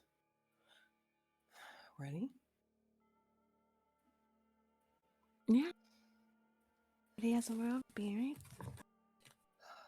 Good, because I'm not. And he goes to dock.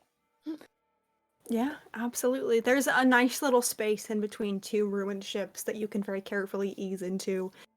Because this is such old and not maintained technology, you kind of have to hop out and manually tie the ship up. There is no like formal like astral docking system the way that there are in so many ports these days. So you can very easily do that if you would like to. Yeah. Great, you can do that. And do me a quick favor, Flint, make me a perception check. Can I give you advantage on that as I also Sure. kinda step up next to you and I'm fucking scanning? I will say anybody who is stepping onto the docks can make this check. That was a net 20 for 27. 20. Oh, nice. Perception. Yes. See, when I help other people, we roll out. Hey, that's something. You got an 8. Had a no Four- for very bad day. 14. 14, okay. I got 7. Oh, Oh. okay. So Flint, you kind of step off. Everyone else, you're sort of taking in these old ships with fallen masts and hulls that are the only reason that they're still up is because they're docked on a bit of rock underneath and water pours in and out of the hull. Any trace of things that were once in the hold is long since gone, and so it's just rotten wood. But Flint, you're used to docks. You're used to kind of that instinctual stepping off and looking around, engaging, like, who else is here? Anyone I should be worried about? And as you sort of very quickly scan, God, every time I turn the music down, it gets loud again. As you sort of do this quick scan, you see off in the far corner of the remains of this dock is another ship that is not old. It is more like a dinghy than it is truly a ship, but it is not worn. It is not decaying. And it's tied up. You don't know how recently, but it's definitely like a newer kind of thing.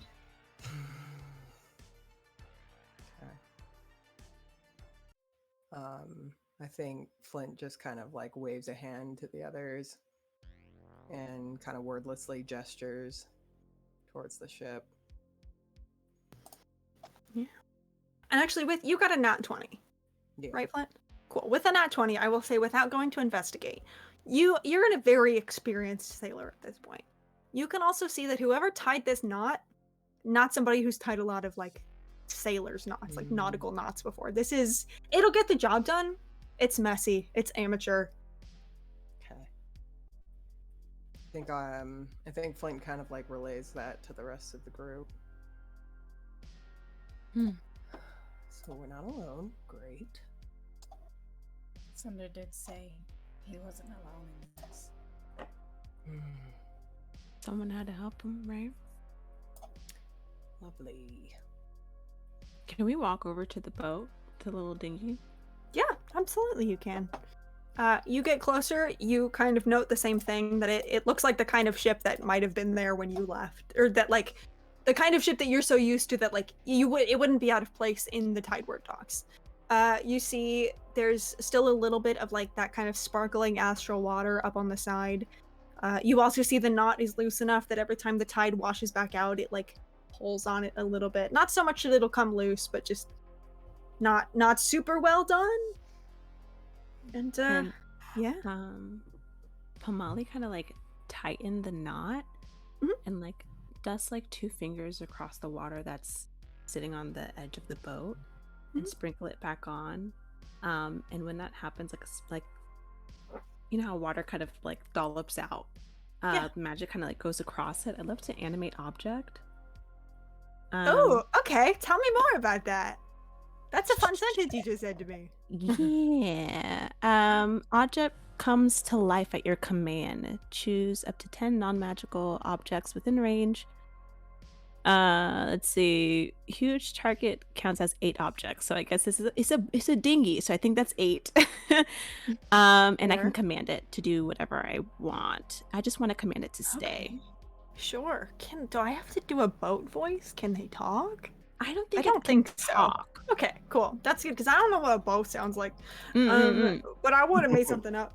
Yeah, absolutely. You cast this and the seawater kind of settles onto the planks of this and you hear it almost creak a little bit in acknowledgement. And that line goes a little bit more taut, almost as if the boat is correcting itself. And it sort of waits to hear what you have to say. You tell it to stay? Yes. So that way it doesn't move even if whoever it is, tries to get back onto the boat. Love that. That fucks. Please take some DM inspiration for that, because that's such a cool idea. Yeah, you tell it to stay, and you see the boat shift a little bit more on this, like, shore that is more like pebbles than it is sand, as if to, like, ground itself more, and it almost seems to settle in a little bit. And then when the tide comes in and out, it does not move as much. Okay. What is? I know you said that the landscape is kind of deadish. Does it look very good?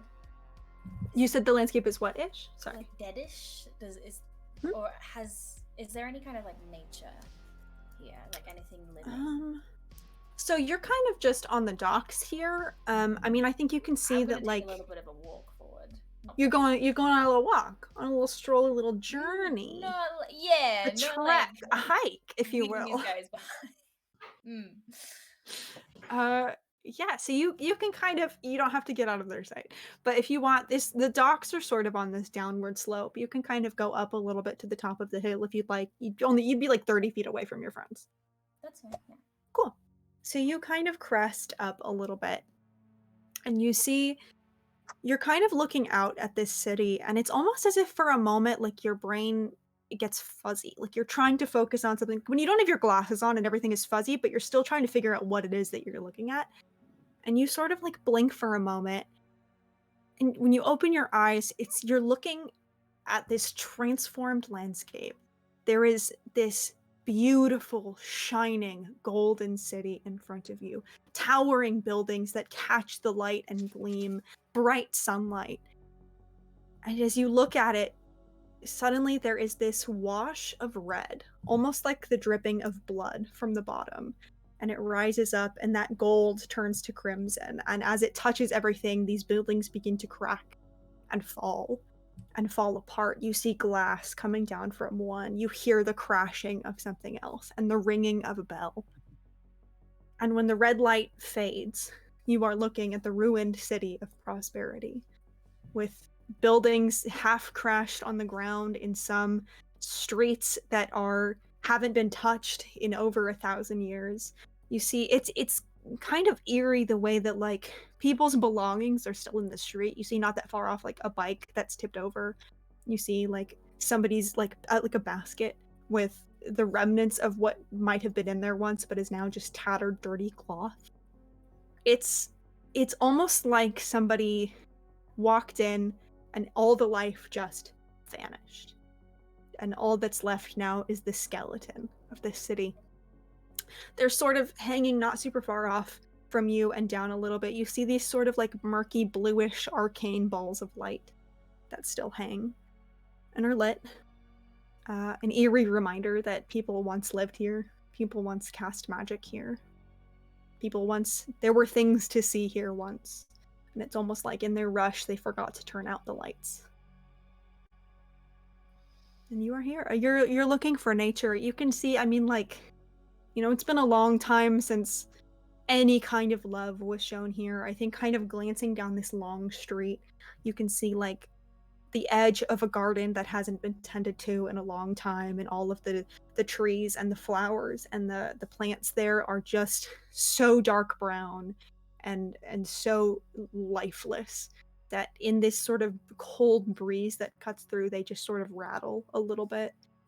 You see just sort of the remnants of life, but nothing currently living that is natural. Can I see, kind of looking back at this small boat, can I see any tracks or anything leading from the boat? Ooh, make me I'm gonna say a survival check.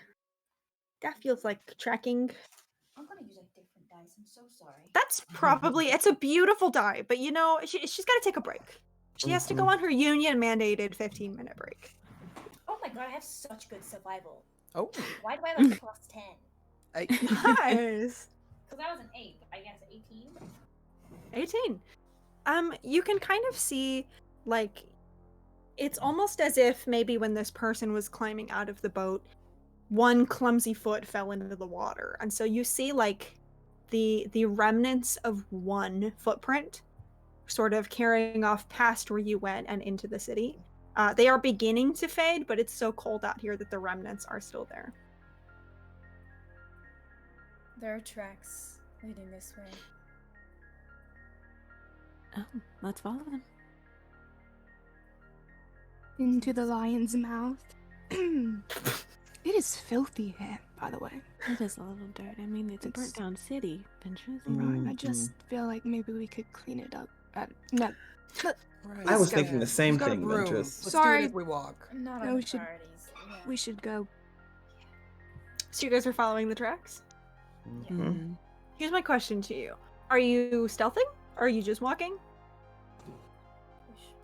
I think we should stealth. stealth. We should stealth. Yeah, go ahead and roll those stealth checks for me. Corin, you are subtracting 2 from this. You had 3 hours, babe. You I decided know. to take it I along for the decided. ride. I Yep. don't know what to tell you. And I respect you for that decision. The 7. Okay. 13. 13. 2. 2. For Molly. 20. A 5. 5. And you left with a 25. The road. Yeah, the guy who fucking glows is the It's the stealthiest stealthiest one. Sure, that's My hair actually dings a so little bit. funny to me, actually. Let's maybe I'll get a nat 1. You know, let's just, you never know. It's not a nat 1. Okay, so for the sake of Flint's excellent roll, we are not gonna make this a collaborative check because the curve on that bad boy would just sink our best friend to it. So all of you are kind of walking through. Flint, you are sticking to shadows in buildings. You are seamlessly just sort of sneaking through this town where you've never been. The rest of you, you're doing that thing. You're like walking, and you're like, "Yeah, I'm so sneaky." And then one of you will like step on a leaf, and it'll crunch, and the rest of you will go, "Shh!" And it's just loud enough that like the echo in it is carrying. Flint, these motherfuckers are the loudest people you've ever walked with, but you feel sufficiently hidden. The rest of you, you're doing your best. And you know, you're counselors. You don't have to sneak very often. You're supposed to be noticed when you walk in a room. It's okay. I love you people. It's so dirty. It's so dirty. And you know, you shouldn't have to be quiet when it's dirty. That's okay.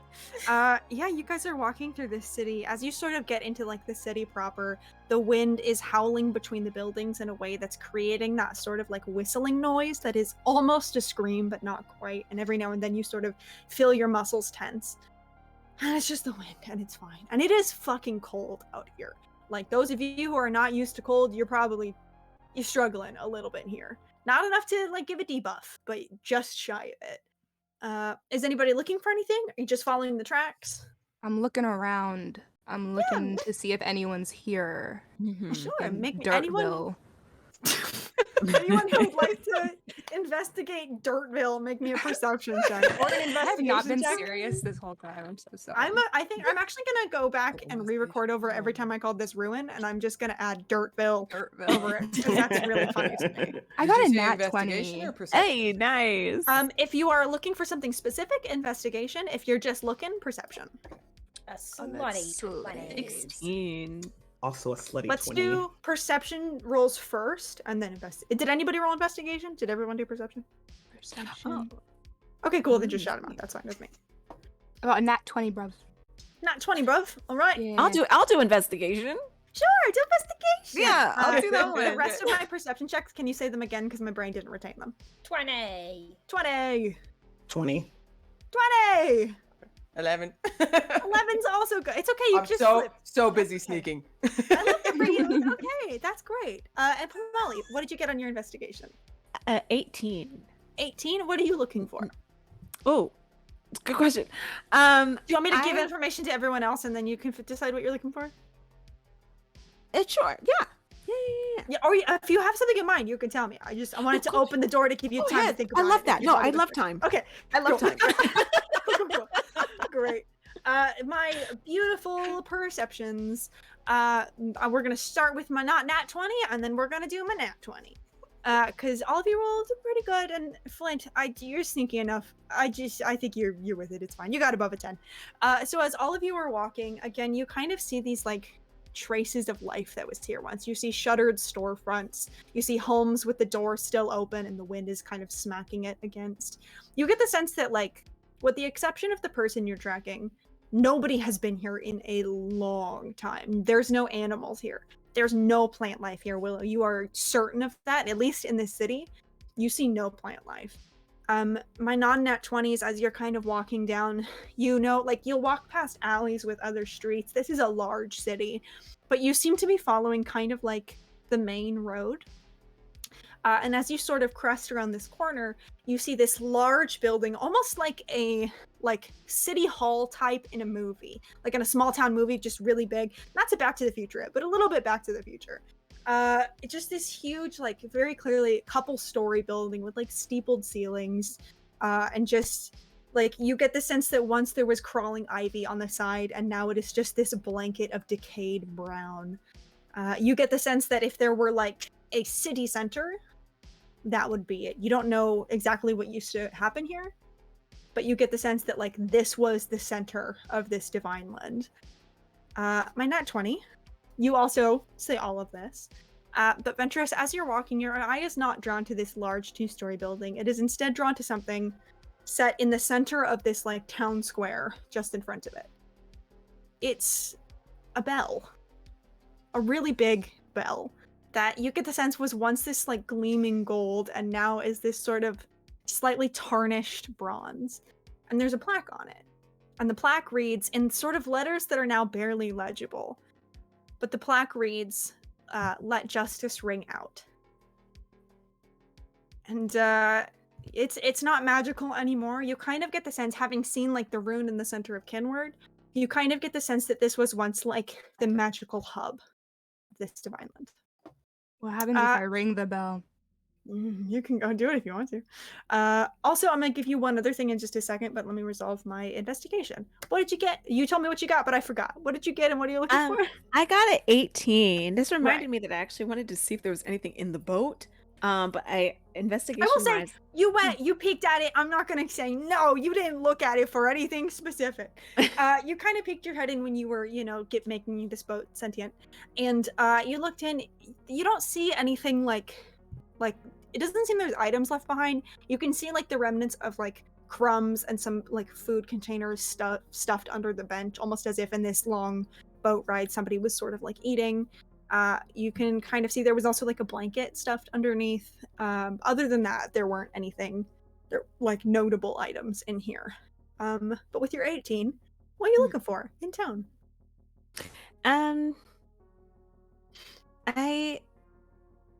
I guess, yeah, just I guess all I can think of is like information that might be like maybe like, I don't know, posters or any new things that doesn't seem like it's burnt down like the rest, or if there's So like anything new, basically? yeah, like seeing if this is like this person's like first time here really, or like if I they get come you. here, you know. Yeah, with an 18, I think what you kind of pick up on is like, most everything looks abandoned here, but every now and then like you'll pass a building where like the door is closed and is in the door frame and is upright. And you think if you were someone who wanted to come here and take shelter, you might find your way in there. And you see like, there are sections of this city where like alleyways are dirty and grimy and filled with leaves and items and trash essentially of just decomposing like belongings of people. And there are other places in this town where it's neater, and you don't know if it has always been like that and this was just sort of spared in the decay of the city. You don't know if someone has gone through and cleaned up some of this, but as you're walking, there are definitely like moments where you thinking tactically are like, okay, if I was going to stay here, I would go there. Okay, maybe that was a person, maybe it wasn't. So it's about 50-50, but it's not implausible that somebody could have stayed here for some period of time. Ventress, my nat 20. I'm back. Hi, did you miss me? I'm back. As you are listening, as you are walking through and you're looking at this bell, you note through this like whistling wind and the sounds of your friends stepping on just got every crunchy leaf that could possibly exist on the street. You hear a voice in the distance, and it's sort of distorted because it's like you're not right next to it. You get the sense that it's almost like the way that like a voice bounces off of a bunch of different surfaces, and by the time it gets to you, it's so echoey that you can't process the words. But you can hear it's a fairly high-pitched feminine voice talking pretty loudly, and there is some kind of like muted distress in that voice.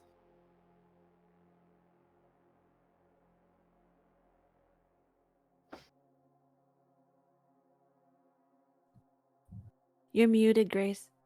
Oh no. You're good. You got it. I don't know why that happened.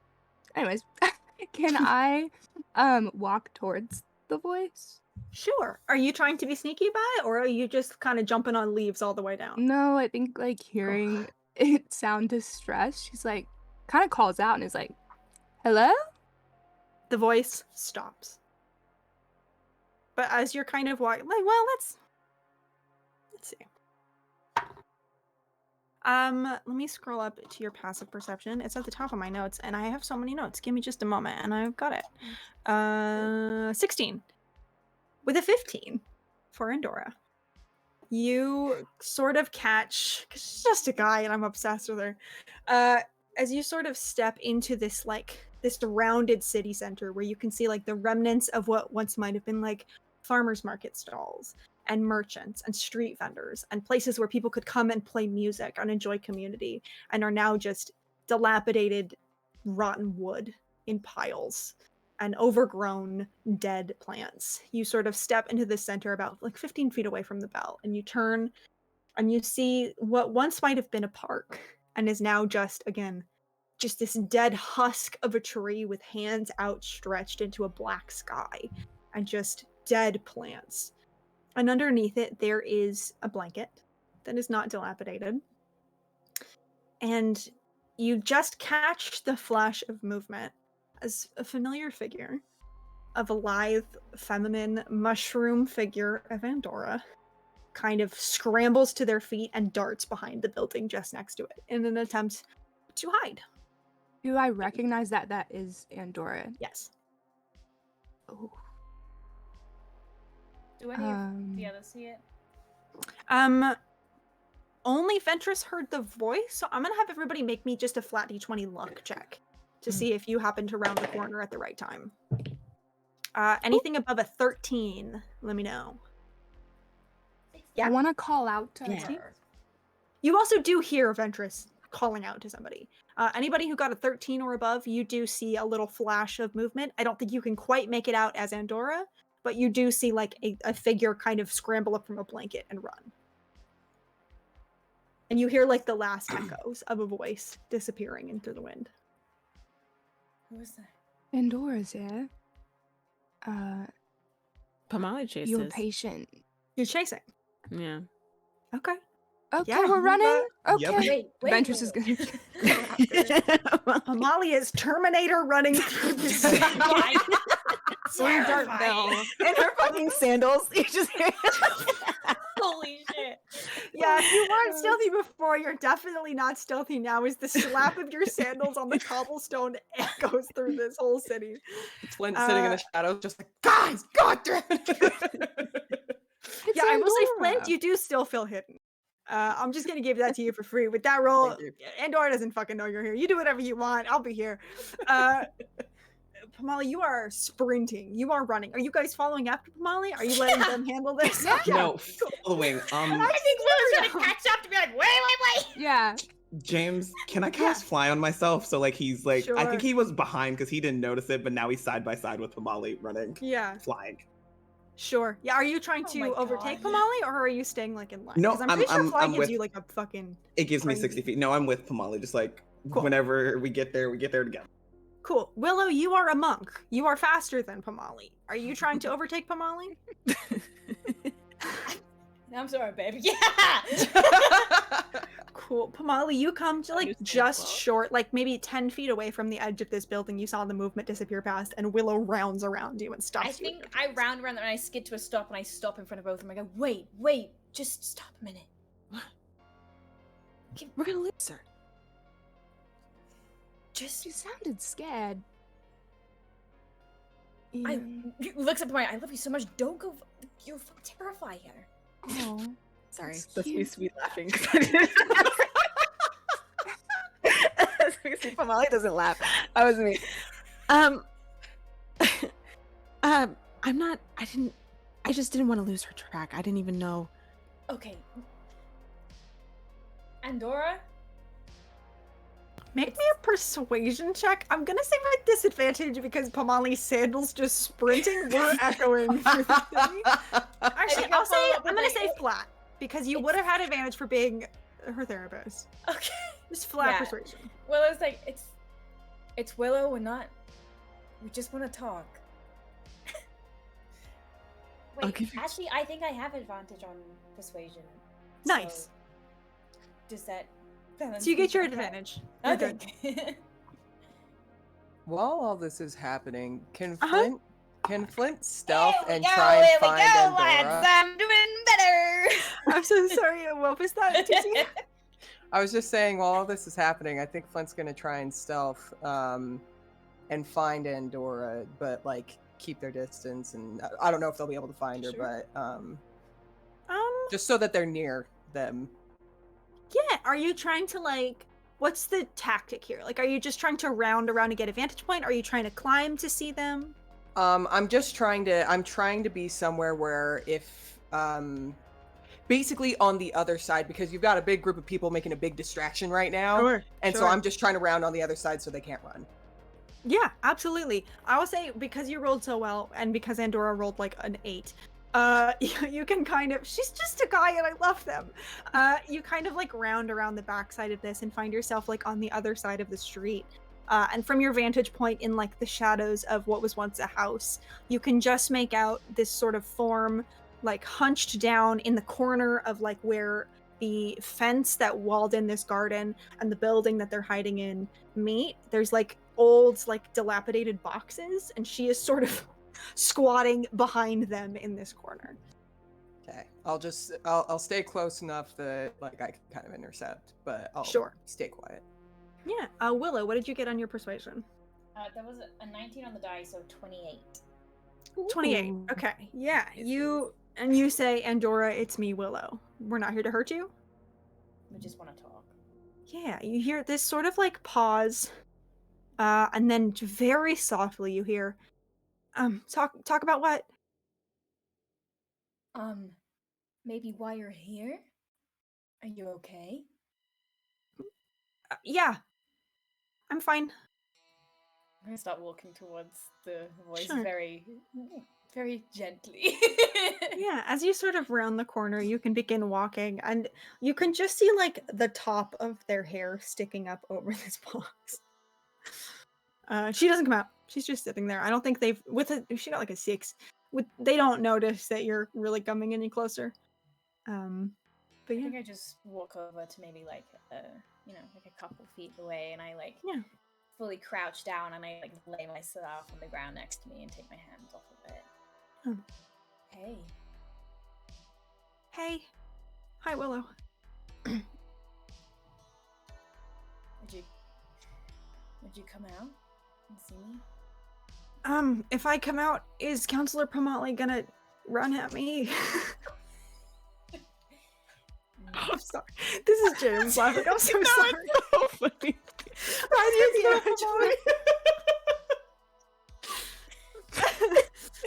did No, she was just worried about you. Okay. Pomali's pacing around Corin. It's very quiet, but like you can hear the little flip flop. Andrew's gonna grab her hands and be like, "You need to relax. I'm relaxing.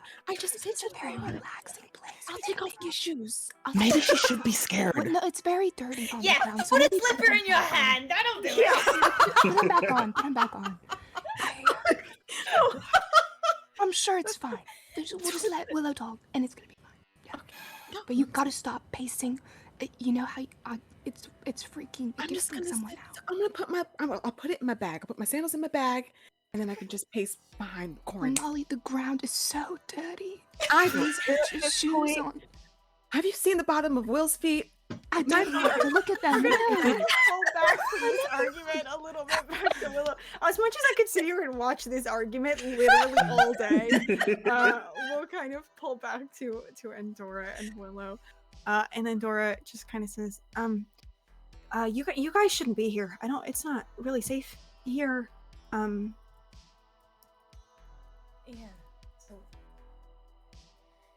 So why are you here then?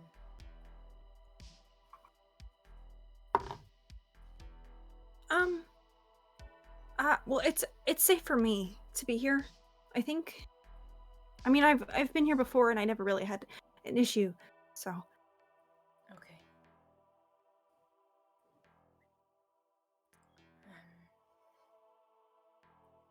Endora, do you need help? Can we help you?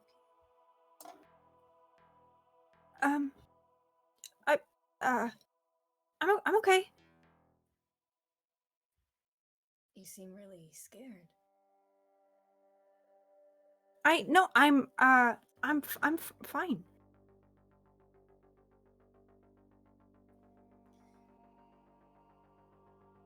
Why don't you come out and tell me what's been going on? We haven't had a chance to catch up in a while. I think like a full minute of silence passes, and then you sort of hear like the shifting of fabric against this box, and the box like jostles very slightly as the very, very tight corner that they've pressed themselves into is not super conducive to like getting out of the corner. And a minute later, you kind of like see Andora's shoes like enter as they and then a skirt as they sort of like scoot herself along this like the dead grass essentially to sit just like not in front of you, but just like a little more like perpendicular to you. And curving around the side of the box, you see like a kicked puppy kind of expression. Just like these like big eyes looking at you with like worry and concern and fear a little bit. Hi. Hi. It feels like it's been forever. Yeah. I mean, I guess I technically just saw you the other day, because, with Heath and stuff, but, yeah. Yeah, you kind of ran out on me. Yeah. Sorry I canceled our last session, by the way. It wasn't you. I just, I wasn't really feeling up to it, so. Yeah, it's fine. I saw your sister the other day. Yesterday. Yeah? Yeah. She said you were doing well.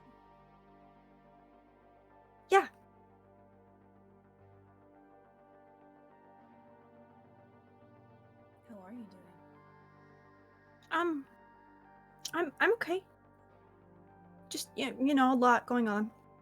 And you see her kind of start like wringing their hands a little bit in her lap, which you know is a very nervous tendency that she has, where she just sort of like really wrings her hands.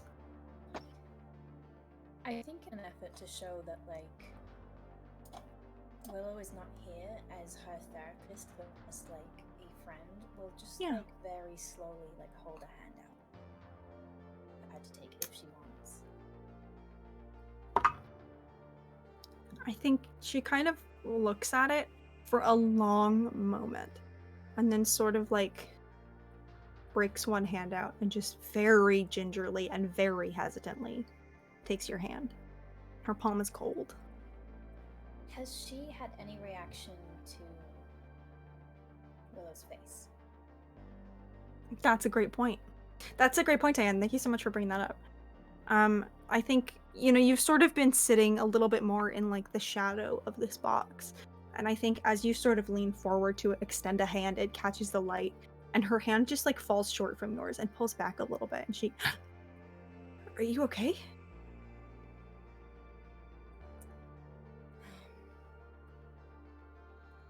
I've been better. What happened? I mean, if you don't want to talk about it, it's I don't mean to pry. No, I'd love to talk about it with someone. Okay. This morning I was trying to see if I could fix the rune in Tyburn. These people have been getting really sick. I heard that. Yeah. But it didn't go so well. I'm sorry. Me too. And you see there's just her hand kind of creeps out and takes yours. Just like rubs the thumb over her knuckles. Yeah. And I think in this moment, like you hold her hand and she kind of lets out a sigh. And for the first moment, I think you see the weight of the exhaustion on them. And you sort of know, like, you know, with this sort of sickness effect, a lot of people have had trouble sleeping. And I think as someone who's been dealing with that, you note it is not that kind of exhaustion. It is a different weight that is weighing Andorra down as they look at you, and is a heaviness in their eyes. I think I saw your bow. Did you come all this way just on that? Oh yeah, I've gotten a little better at it. Heath was teaching me a little bit, and then I checked out some books and I taught myself. So Yeah. Yeah. Being a sailor. I don't know. I don't think it really suits me. I guess it's kind of nice, but yeah, I don't know. I don't think so.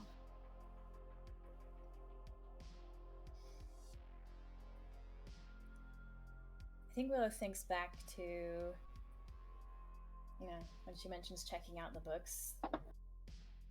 Yeah. Thinks back to the book on rune magic Mm-hmm. that she supposedly checked out. Yeah. And there's just like a little bit of a silence, and then he goes, "Do you know? I don't know. Do you know anything about what's happening with these runes?"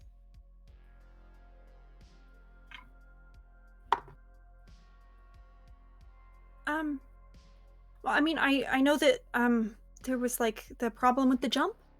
But you guys, you fixed that, I think. So, I mean, we jumped, so I guess you had to, but I mean, I've been studying runes a little bit, but I think it's kind of above my pay grade still. Yeah. Yeah, sorry I can't be helpful, but and I think even without a check, you know Andorra fairly well at this point. You can see the lie. Or the more dancing around the lie.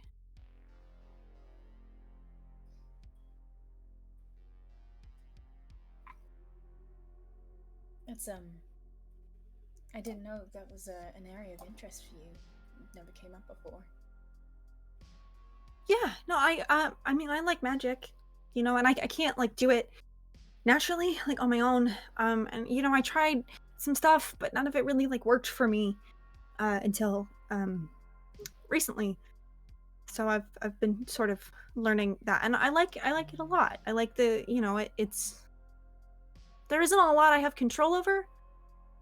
But I like being able to do stuff. I don't know. I can't do a lot, you know, but I like magic. It makes me feel like I'm good at something, or like I could be good at something. I think you're good at a lot of things. Well, you're a little biased, but thank you. Actually, it's kind of my job to not be biased. Yeah. I know we're not in my office right now, but you know, you can tell me anything and it won't go past me. You can talk to me. Make me a persuasion check.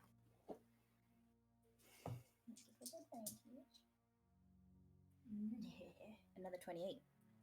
28. I'm not even gonna roll against that. There's no fucking way they're gonna get above that. I think you say this and you see this sort of like mask of forced calmness. You see a crack go through it. And you see again that weight, that worry and that fear. Just squeeze a hand a bit. Yeah. She says, I just, you know, I'm there's a lot going on and I'm feeling overwhelmed, I guess, and kind of scared. But I mean, I think a lot of people are, so I'm not special. A lot of us are. Yeah. I think sometimes in our fear, we kind of do things, you know, like this morning. Kind of gestures. I did something really dumb.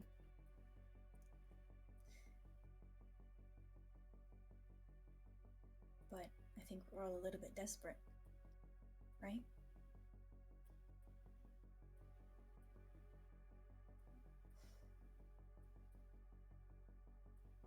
So, you know, no judgment here. I'm trying. I came here to try and fix it. I don't think I can anymore. Fix what, Endor? They just look at you. She can see that you know in this moment.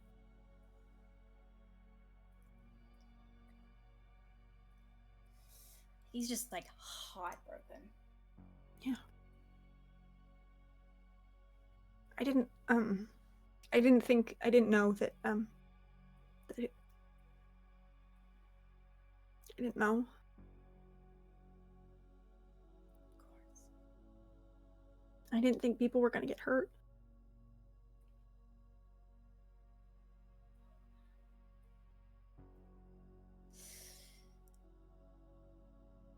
Maybe no one else has to.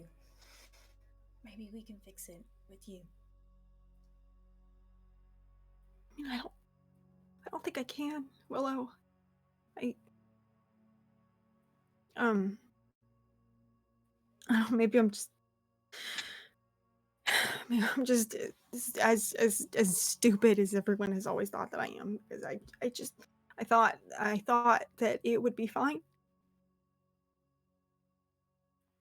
He saw me, you know, he heard me.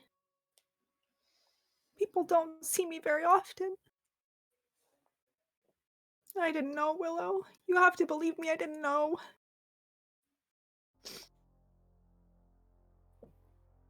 I believe you. Okay. Come here. I'll, like, hold out another hand.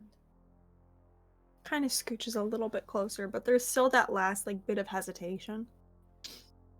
I won't, like, pull her in or anything, but just kind of, like, lay two hands on, like, her shoulders. Yeah.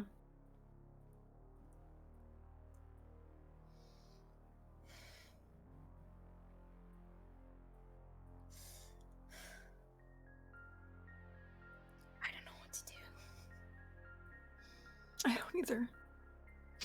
I thought if I could talk to him that I could fix it, but I don't. He's not answering me. So, I'm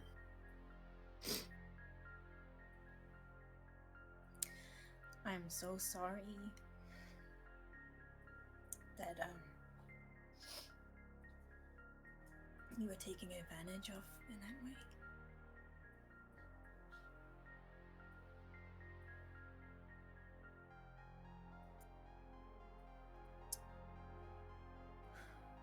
Why don't you go back to our boat? I can't. I think I have to believe. I have to be able to fix this. I think I can. And you see, she goes very still, and her eyes kind of flick up behind your shoulder. Those of you who are not in this conversation, you can see like behind you in your peripheral vision, and those of you who can see down the street as the lights begin to snuff, one by one, as the shadows on the street grow and grow and begin to coalesce into this figure. And as the lights go out, you begin to see legs, hear steps, see shoulders, 10 feet tall, a crown. And almost drifting through this space on the wind, you hear a voice. And as these shadows kind of break open into this horrifying, twisting grin that just kind of gleams with starlight that nearly drips out, Sunder says, "How rude of me. I didn't realize we had guests, Andorra. You know, it's been some time since I've gotten to play the host here in my home. Let me welcome you properly." And that is where we're gonna end today. Thank you all so much for joining us. It's been great to be back. God. Can you guys hear the clap? I just almost threw up. That was so scary. I thought it was the soundboard. I thought it was. I should have live studio audience more often. Thank you. It's what's terrifying is I say things and then they laugh like 2 seconds later.